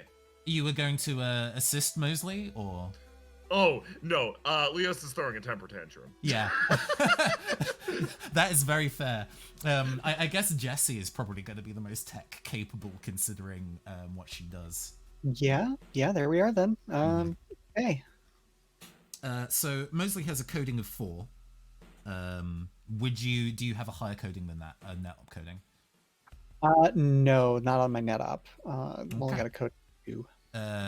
If you describe to me how you assist Mosley in doing this, he'll roll easy and see how this interfacing goes. Could I convince to say, we peel back kind of that artificial skin layer and take a look at the inner workings of this, and kind of try and find the points that like a maintenance thing would be done, and perhaps roll a sense. Oh, you don't need to roll for the assist. In gotcha. instances, it's like a narrative explaining how you're assisting. Then narratively, that's exactly what Jessie does. They're used to working on like lights and stage automation, so yeah, it's all servos at the end of the day. So just finding the right maintenance points and like places where you just disengage the power from the servo there, and then you can pop the frame apart and this, that, and the other thing. Perfect. Let's roll 4d6 at easy. A full success. As the interfacing goes, I think at least on Mosley's and possibly Jessie's part, silently. And then after a while, the connection is ready for Lisa's head to be attached in its place. Well, I suppose this is it. And you're gonna let our navies go, right? Of course. Why? Reattaching to a body will let me access the network, so I can send you fashion advice whenever you want. Delightful. Sword says somewhere trapped inside. Okay. In 3, 2, 1. Connecting.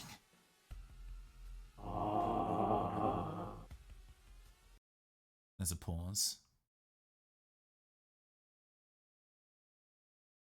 And it seems to work just fine.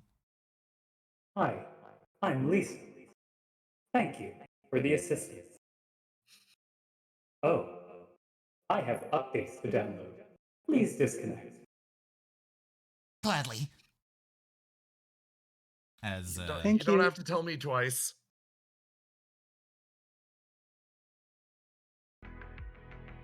yeah, everything kind of calms down for a moment until actually not this one. Let's go for a much more hazy one considering the ending we've reached here. Yeah, here we go. As the four of you turn to go, Lisa, I guess now, turns. And what kind of pose does Lisa take compared to the secretary android? God, I think at first, like, Lisa is in like a kind of just drooped over pose as she's downloading a load of updates. Then her eyes flicker. She puts her hands together, claps. Excellent. And then starts just moving through a bunch of different mannequin poses. Well, that is the third mystery solved. As Mostly, you... did you take a picture? Oh gosh, yeah. As I guess under any other circumstance, this would be a fun moment as Lisa goes through the various poses and Mosley takes photos. This would be a fun fashion shoot time, but it doesn't really feel like it. As you then make your way back out of the mall, and you encounter the security androids, and they step aside as you make it to the Prosperity Fountain and out to the dawn of Saturday. And we're gonna go and hit essentially what I like to describe as like a credits montage. Ooh. As we see what all of you were up to kind of in the epilogue, as it were. So, this mall adventure completed. There is a scene, but I will go first and then we can go around the three of you and say what your scenes are. Of Mosley turning in the photos to the head of the journalism club. Chris White, I believe his name is. And let's review, shall we? The video game screenshot of Maho no Dangan 9.9 Arena. Well, this is just like a video game, right? No, what voice does he have? He has this kind of voice, yeah. I don't use this voice super often, so it's a nice opportunity, innit? I mean, I gotta say here, this is a cool video game screenshot, but it's just a video game, innit? Goes flicks through to the photograph of the secretary through the barrier. Holy hell, what is this? This is at the top of the roller coaster, you said? Blimey. Alright. Well, this will certainly be a shocking thing to put at the head of the paper. And then the, I guess, modeling photos in the director's office. Well, these are just mannequins, right? As he's flipping through. It's not even wearing like an interesting suit or nothing, but what's it in the background? Huh. He doesn't elaborate on what in the background he saw, but slides you all a very large amount of zenny. I didn't ask you to take these pictures.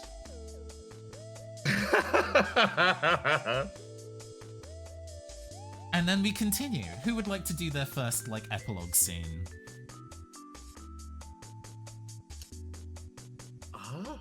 I'm down. Yeah, I'll do mine. Just to like lay the groundwork. I'm imagining like beginning of Kingdom Hearts shot of like Sora's bedroom.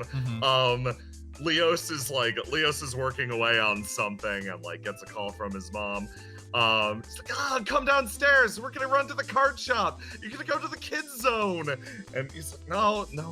Wait. I'll be right down. I don't got any money to spend on that anyway. What about all that Zeddy you just picked up? I already spent it on something. He turns around and Leos is actually working away. Don't have time for cards anyway. He reaches around and twists rolling chair spinning with him. I think androids are the future. He has the severed head of that secretary droid, freshly re-veneered with a layer of skin. He puts it down on the table. Card games, put away for now. Now he's working on robotics. Oh shit! Yeah. Nice. Okay. Yeah. Who's next? Yeah, I'll go ahead and do a little piece. I think after all that, Benjamin is probably a little more solemn than everyone else as all this is going on, and kind of splits off once we've all received our Zenny, and just kind of finds a nice place to sit down and pulls out his little personal device. And he'll just look. It's pretty messed up back there, huh? It felt weird.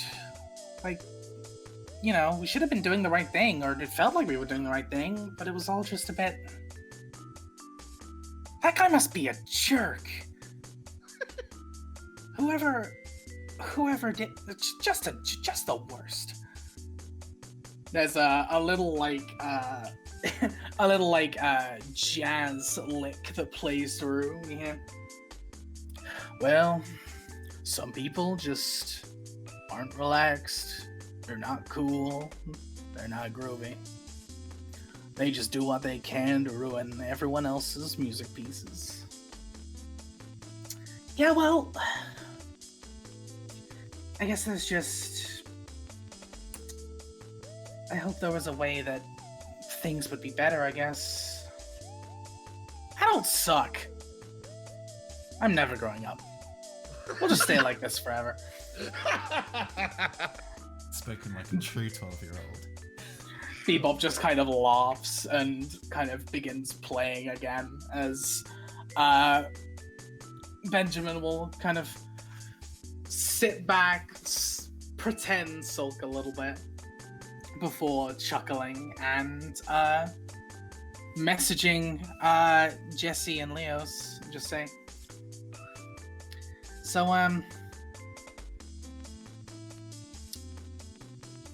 wanna go get a drink? Pretty sure the shake place is open now. Click it shut. That'll be me. Love it. Hell yes. Go on, Jesse, and then I'll have Will take it home with whatever scene they want to do. Will do.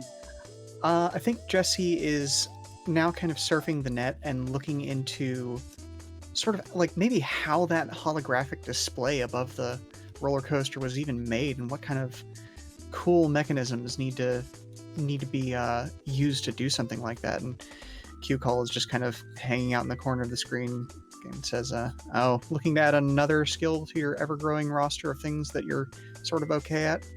Well, I mean, I'll get better at them all eventually. I just kind of like, I feel like there's probably some way we could use this in a show, right? All right. Well, how about you try this site then instead? And just kind of throws up a another website on the screen. And this one's actually kind of like a training course on, you know, like, oh, first holo display, make a star show. Kind of like display of constellations. Mhm. Oh yeah, thanks. I think that's the path that they're on now. Nice. Great. Nathan, could you help me out a little bit with Roll20 and Sure. set this to the Dangan Arena? Yeah, let me go get that visually up for y'alls. Give me a second. We can just vibe to some Bomberman Hero while that happens. I always vibe into Bomberman Hero while anything happens. It's so hard. It's so hard. Such good jams. Gosh. Let's see. Are we okay? Yeah. Wait. All right. Okay. Do you need any particular characters in the scene for it? Only one. As the screen kind of fades out from the player epilogues, and then we fade back into Maho no Dangan 9.9 Arena.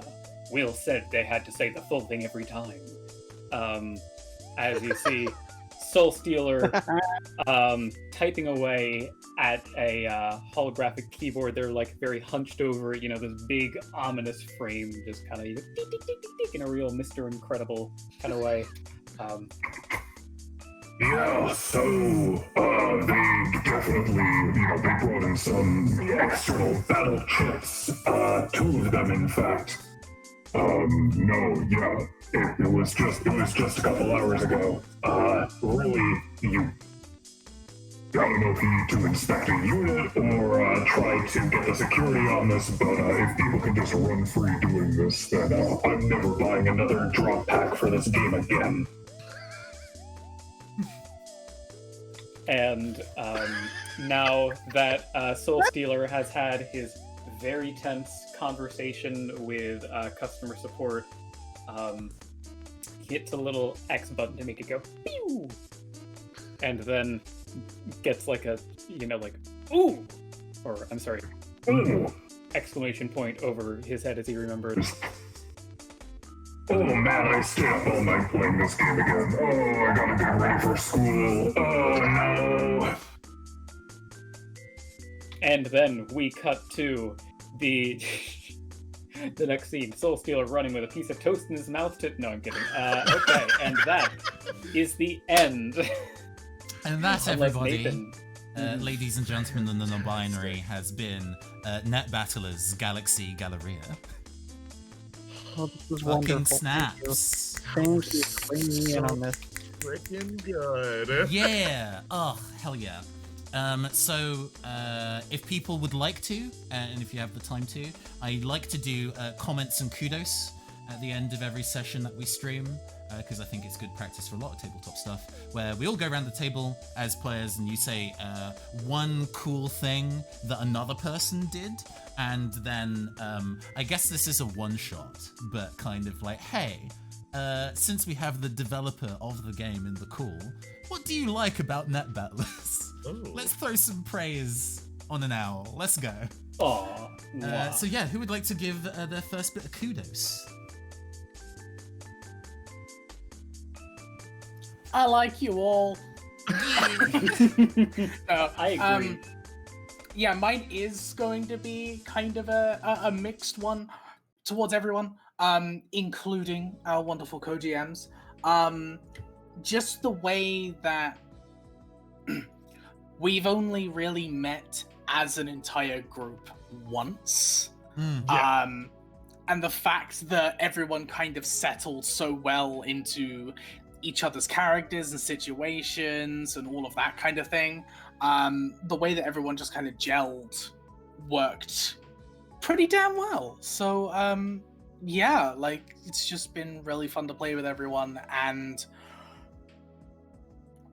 that ability to both step up and step back has been wonderful, because I've played in groups that are just as wonderful, and I've played in groups that are a little less wonderful. So, yes, mine is just a general kudos to everyone.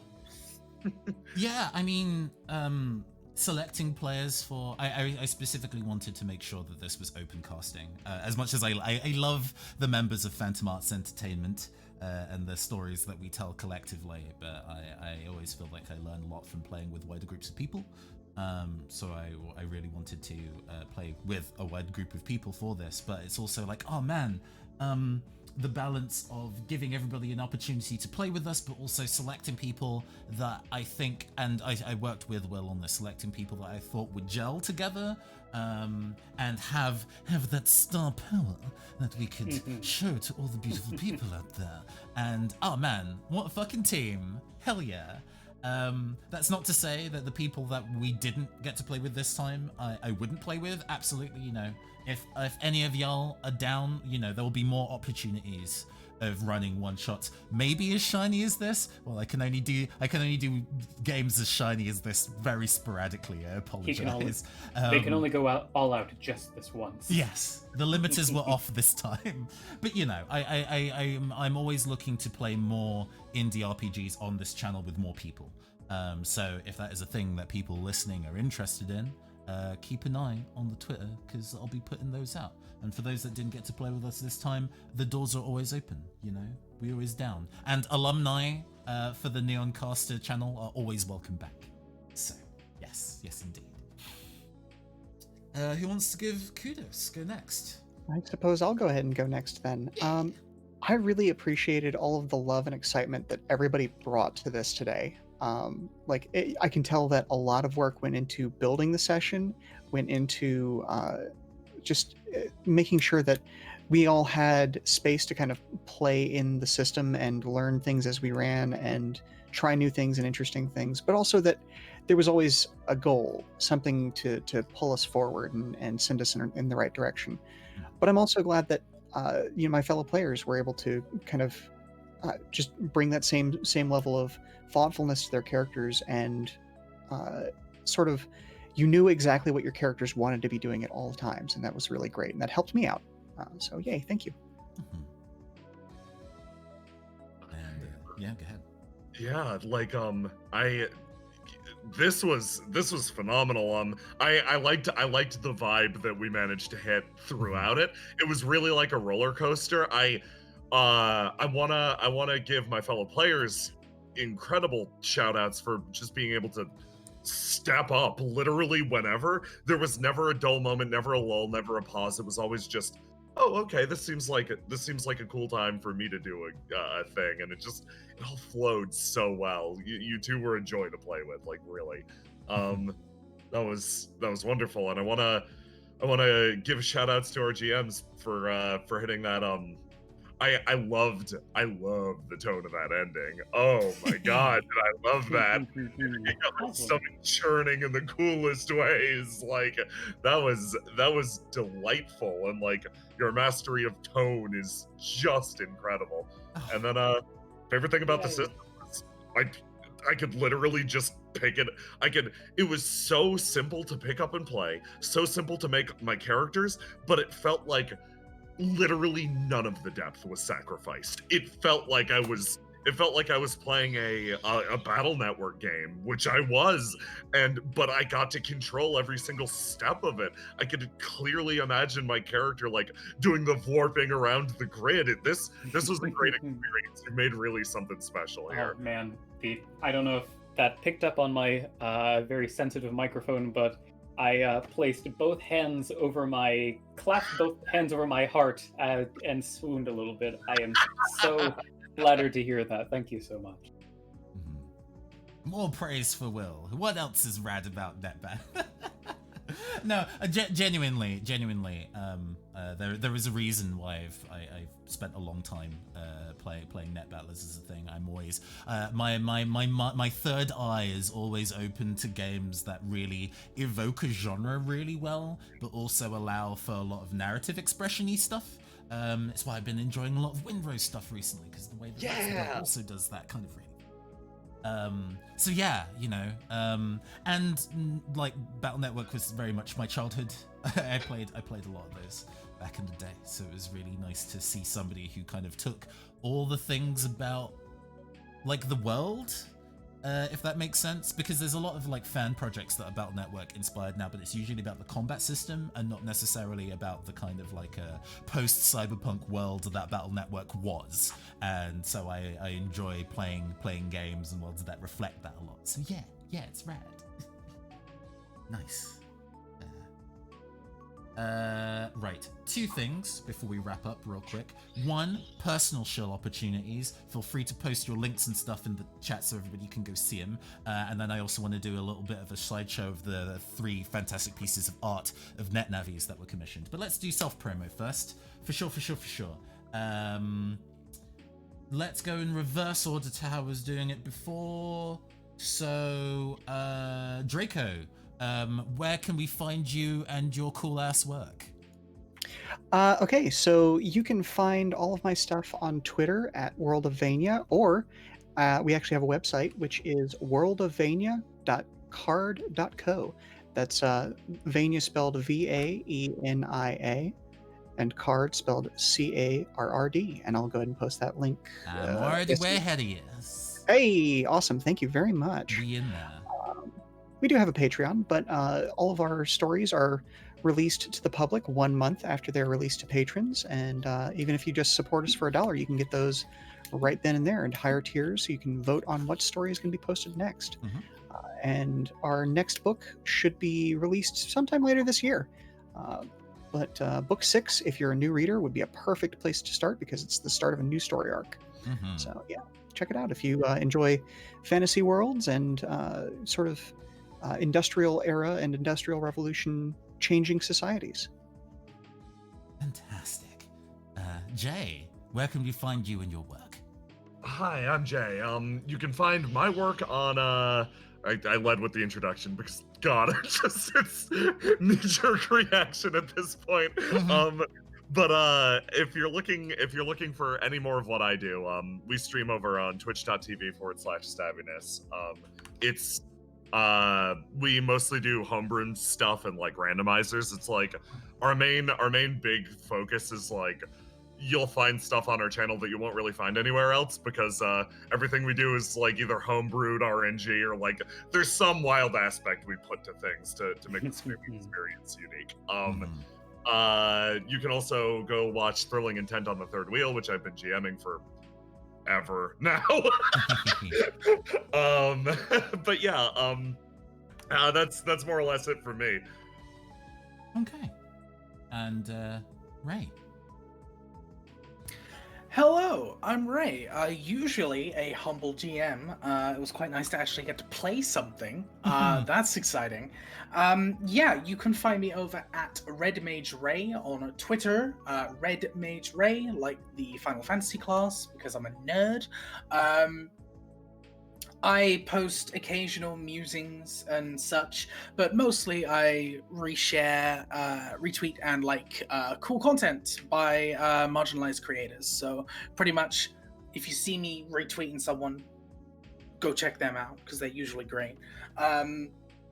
Yeah, other than that, the other thing that people might know me for is I co-founded a group called Friends Who Roll Dice, which is a charity TTRPG focused Twitch channel. We have a bunch of fun there. We do have a regular Monday show called The Mind and the Martyr, which I happen to GM in my homebrew setting. Best way to describe it would probably be Gaslamp Fantasy. It's very kind of this mix of magic and steampunk elements. It's technically 5e, but it's like, hey, what if we took that and just 1, ignored the setting, 2, ignored half the mechanics, and 3, removed all of the problematic material from it. What a combo. The world is actually built by the players who play in it. So if you run across something in one of the episodes, it's probably been made by a previous player, which is awesome. And then I've kind of stitched it together. I'm proud of it. It's my baby. I'm super happy with how that's going. But Friends of Roll Dice as well do a whole bunch of regular charity streams. We just wrapped one up for emergency aid in Austin. We're going to be doing one for Pride, and we're going to be doing one in May, I think. It's bad that I don't know. End of April, May, I think. So yeah, please come check us out. We're throwing out casting calls every now and then for games, so you can come and play with some awesome people as well. And we try and focus on mostly independent creators, indie groups, and marginalized creators. So yeah, that's me. Nice. And last but by no means least, Will. Yeah, I've got some stuff up. I'll run through it kind of quickly. You can find me on Twitter at Raffy the Owl. You want to hear more about my cool and fun game projects. Yes, what kind of games does a non-binary owl make? Well, there is only one way to find out. That's a lie. There are several ways to find out, such as following me on Twitter, going to my website, merrymancergames.com, and you can also support me on Patreon at patreon.com/Will Yule, where I give backers a chance to vote on what micro RPGs I make next, get my games for free, and get an insight on my creative process. 2 more things I want to drop real fast. If you think Netbattlers sounds cool and you want to learn more about it, and you want to find other people to play with, the Merrymancer Games Discord server, which I'm putting in chat right now, we've got a really... I am so proud of this community for being such a mature and positive space for gaming in a world where the phrase gamer elicits fear and terror among many. I could not be prouder to have such a open and welcoming space. And people are running games basically at least one a day that you can join. And very last thing, there is a big bundle on itch right now going, the Cozy TTRPGs bundle. I have a game in that, Heart Home, which is a cute little diary writing game inspired by Animal Crossing. You can get a whole load of cute, cozy, and wholesome games for just $20. It is an incredibly good deal, and I suggest y'all check it out to support some indie and marginalized creators. Okay, thank you all so much. This has been incredible. Yeah. No, thank y'all. I guess I chill myself. Neat. Yeah, you better. Yeah, I mean, you can find me at Fandomarts and on Twitter, on Twitter, yeah, and you can find me at the Neoncaster on Twitch. Here, we like to stream tabletop RPGs like this. We recently got done with a campaign called Arcana Core, which is a fusion of City of Mist and Voidheart Symphony, so playing 2 different systems at the same time to invoke a urban fantasy Persona-inspired mystery campaign. I still think about it often. It was real cool. But now we're moving on to other projects that are also exciting. We also do what I like to call Cyberpunk Book Club and Urban Fantasy Book Club, where we play story-driven games in those genres and then talk about them as media texts and what they say about the genres that they're writing in. We do casual fighting game and beat 'em up streams, and real soon, you're probably going to be seeing some VTuber content. Yeah, I know, right? I got the test model in for that literally yesterday. So it's probably going to be about a month or so before that becomes a thing. But yeah, you'll be seeing Caster in a cool low poly PS1 looking ass design very, very soon. What else? Oh, you can also support me on Patreon, where I am actually, I admit, very bad about posting direct updates, but to be honest, all the support that I get through that helps fund this directly, funded commissions and things like that.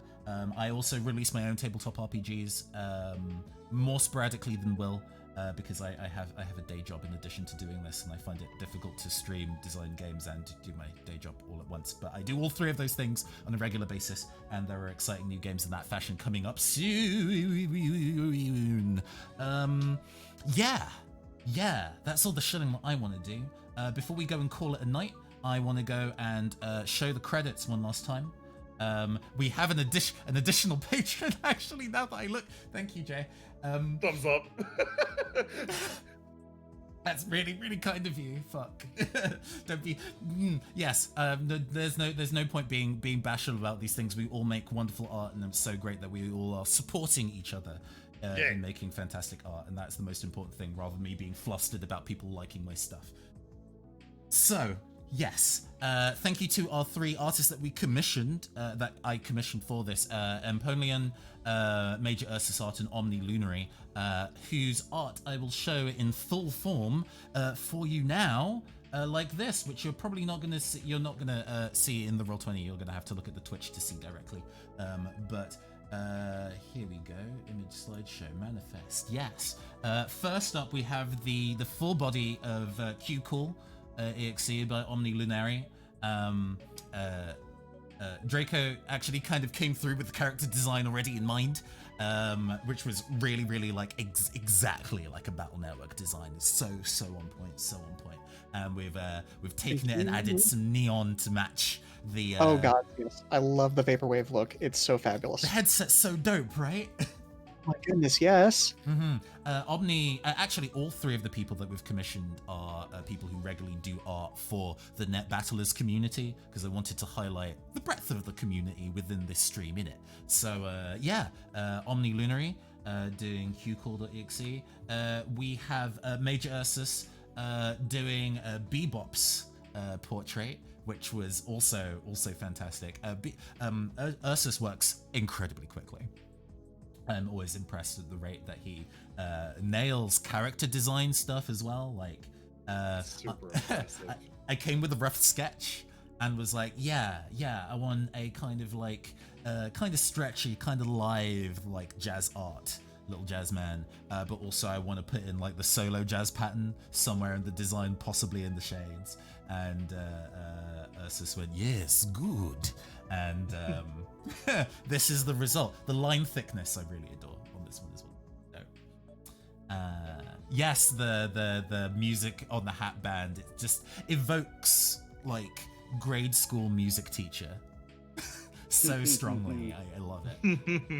And last but not least, we have Empoleon's or Isa's design of sword.